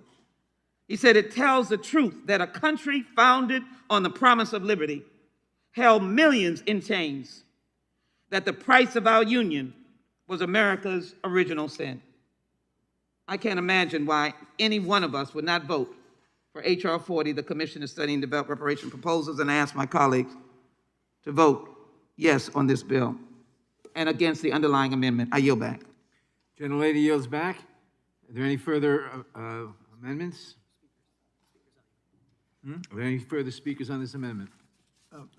Mr. Chairman, could I ask unanimous consent to have two articles submitted for the record? Topics have been brought up in National Review and The Hill, The Myth of Nixon, Southern Strategy, and Democratic Party History. Without objection. Thank you. The question occurs on the amendment. All in favor say aye. Aye. Opposed, no? No. The noes have it. The amendment is not adopted. Are there any further amendments to the amendment in the nature of a substitute? For what purpose does Mr. Johnson seek recognition? The clerk will report the amendment. Amendment to the amendment in the nature of a substitute to H.R. 40, offered by Mr. Johnson of Louisiana. I would reserve a point of order at this time. Page 14, line 24, insert, quote, if any Without dispute. objection, the amendment will be considered as read. The point of order is reserved. The gentleman will explain his amendment. Thank you, Mr. Chairman. It says very clearly and simply, if any dispute arising from a contract awarded under this section is appealed to the Supreme Court of the United States, the appeal shall be heard and decided by a Chief Justice of the United States and 8 Associate Justices. We are prompted to bring this necessary and clarifying amendment tonight because of the breaking and shocking news that developed here recently tonight that the chairman of this committee and others are planning to introduce a bill tomorrow to pack the Supreme Court. And since you and everyone else here have refused to dispel those rumors, we can take no chances with any legislation from this point forward without addressing this very important issue. The very idea of packing the Supreme Court is so dangerous to our system of government that we have to address it directly right now. Of course, this is not the first time the idea has been proposed. And I would assume that all the members of this committee are familiar with the history of the last attempt. After his landslide re-election in 1936, President Franklin Roosevelt wanted to pack the Supreme Court with new justices so they would uphold his New Deal legislation. The Democrat Party enjoyed huge House and Senate supermajorities in the 75th Congress at that time, but they rejected Roosevelt's plan. The Democrat-led Senate Judiciary Committee issued a report on the bill. I have a copy of it right here. It's still archived, and all of you can pull it up. I commend it to your reading. It concluded that the effort to pack the court would be a disaster. And quote, it said, its ultimate effect would undermine the independence of the courts and expand political control over the judicial department, unquote. Has anything changed in the last 8 decades? Of course it hasn't. The 1937 Judiciary Committee report continued, court packing is simply, quote, an attempt to change the course of judicial decisions by neutralizing the views of some of the present members, unquote. It is far better, the report said, that we await orderly but inevitable change of personnel than we impatiently overwhelm them with new members, unquote. If you pack the court now, it will destroy judicial independence and a basic foundational structure of our republic in a way that can never be restored once we go down this road. This government of, by, and for the people is still an experiment on the world stage. While we are still on our way to forming a more perfect union, and yes, we have sins in our past, but our Constitution, with its separation of powers, has served as a model for the constitutions of all the other nations on the earth. And we are, as a result, the most free, most powerful, most successful, most extraordinary nation in the history of the world. But we are only 245 years into this. Our birthday is July 4th, 245 years. And there are certain essential foundational principles that hold it all together. When John Adams, of course, was endeavoring to explain the difference between us and Great Britain, he said, we are a nation of laws, not of men. He meant by that the symbol of justice, Lady Justice, has a blindfold because justice is blind, and it says inscribed in the marble right above the Supreme Court building, equal justice under law. All that would be jeopardized if you pack the courts. The manipulation of the courts by the British Crown was literally one of the abuses that sparked the American Revolution. The Declaration of Independence lists the grievance, and our Constitution includes specific safeguards to prevent those abuses here. The founders of our nation, like Alexander Hamilton, wrote and warned that the independence of the courts is, quote, essential in our system of government. Do you want a small group of unelected people to become the chief legislative body in this country? For legislative and profound constitutional questions to be decided and reversed and decided again over and over and over with every election cycle and new president who wants to also add new justices to the courts? Can you imagine the very dangerous and unprecedented instability that this would bring to our justice system? This is such a radical proposal that even leading liberal scholars have vehemently opposed it over the years, and your Democrat predecessors concluded in previous generations that court packing would be madness. In more recent days, Justice Ginsburg opposed it. Justice Breyer gave a speech at the Harvard Law School just last week opposing it. He warned that public trust in the Supreme Court rests in the public's perception that, quote, the court is guided by legal principle and not politics, unquote.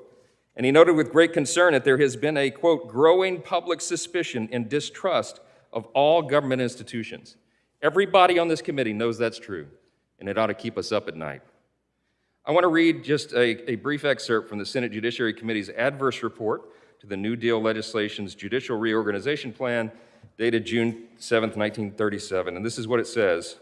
The Committee on the Judiciary, to whom was referred the bill to reorganize the judicial branch of the government, after full consideration, having unanimously amended the measure, hereby report the bill adversely with the recommendation that it does not pass. The committee recommends that the measure be rejected for the following primary reasons. It applies force to the judiciary and in its initial and ultimate effect would undermine the independence of the courts. It violates all precedents in the history of our government and would in itself be dangerous precedent for the future. The theory of the bill is in direct violation of the spirit of the American Constitution, and its employment would permit alteration of the Constitution without the people's consent or approval. It undermines the protection of our system that it gives to minorities and is subversive of the rights of individuals. It goes on and on. It warns that this is a terrible idea. And yet here we are today. I urge support of the amendment, but even more, I invite the chairman and all of the other Democrats here to denounce this crazy idea clearly tonight. Gentleman yields back. I recognize myself in opposition to the amendment. In the first place, the amendment says any appeal shall be heard and decided by a Chief Justice and 8 Associate Justices. Well, that's completely impractical, because what if one of the Associate Justices, one or more of the Associate Justices have to recuse themselves because for various reasons? That would violate the amendment. But in any event, and I would also point out historically that the Supreme Court, the size of the Supreme Court has increased in the past. President Lincoln increased the size of the Supreme Court. It's been increased and decreased from time to time. But in any event, I oppose the amendment. Because this bill is not the proper forum for debating this subject. It's not part of this bill. Will the chairman yield to correct the history? I yield. So it was for 5 years during the Civil War, that's it. But since 1837, since that time, we've had 9 justices, and it served us very well. And everyone, every legal scholar of note on the left and right throughout our history, and in all judiciary committees in the past, have acknowledged the wisdom of that number.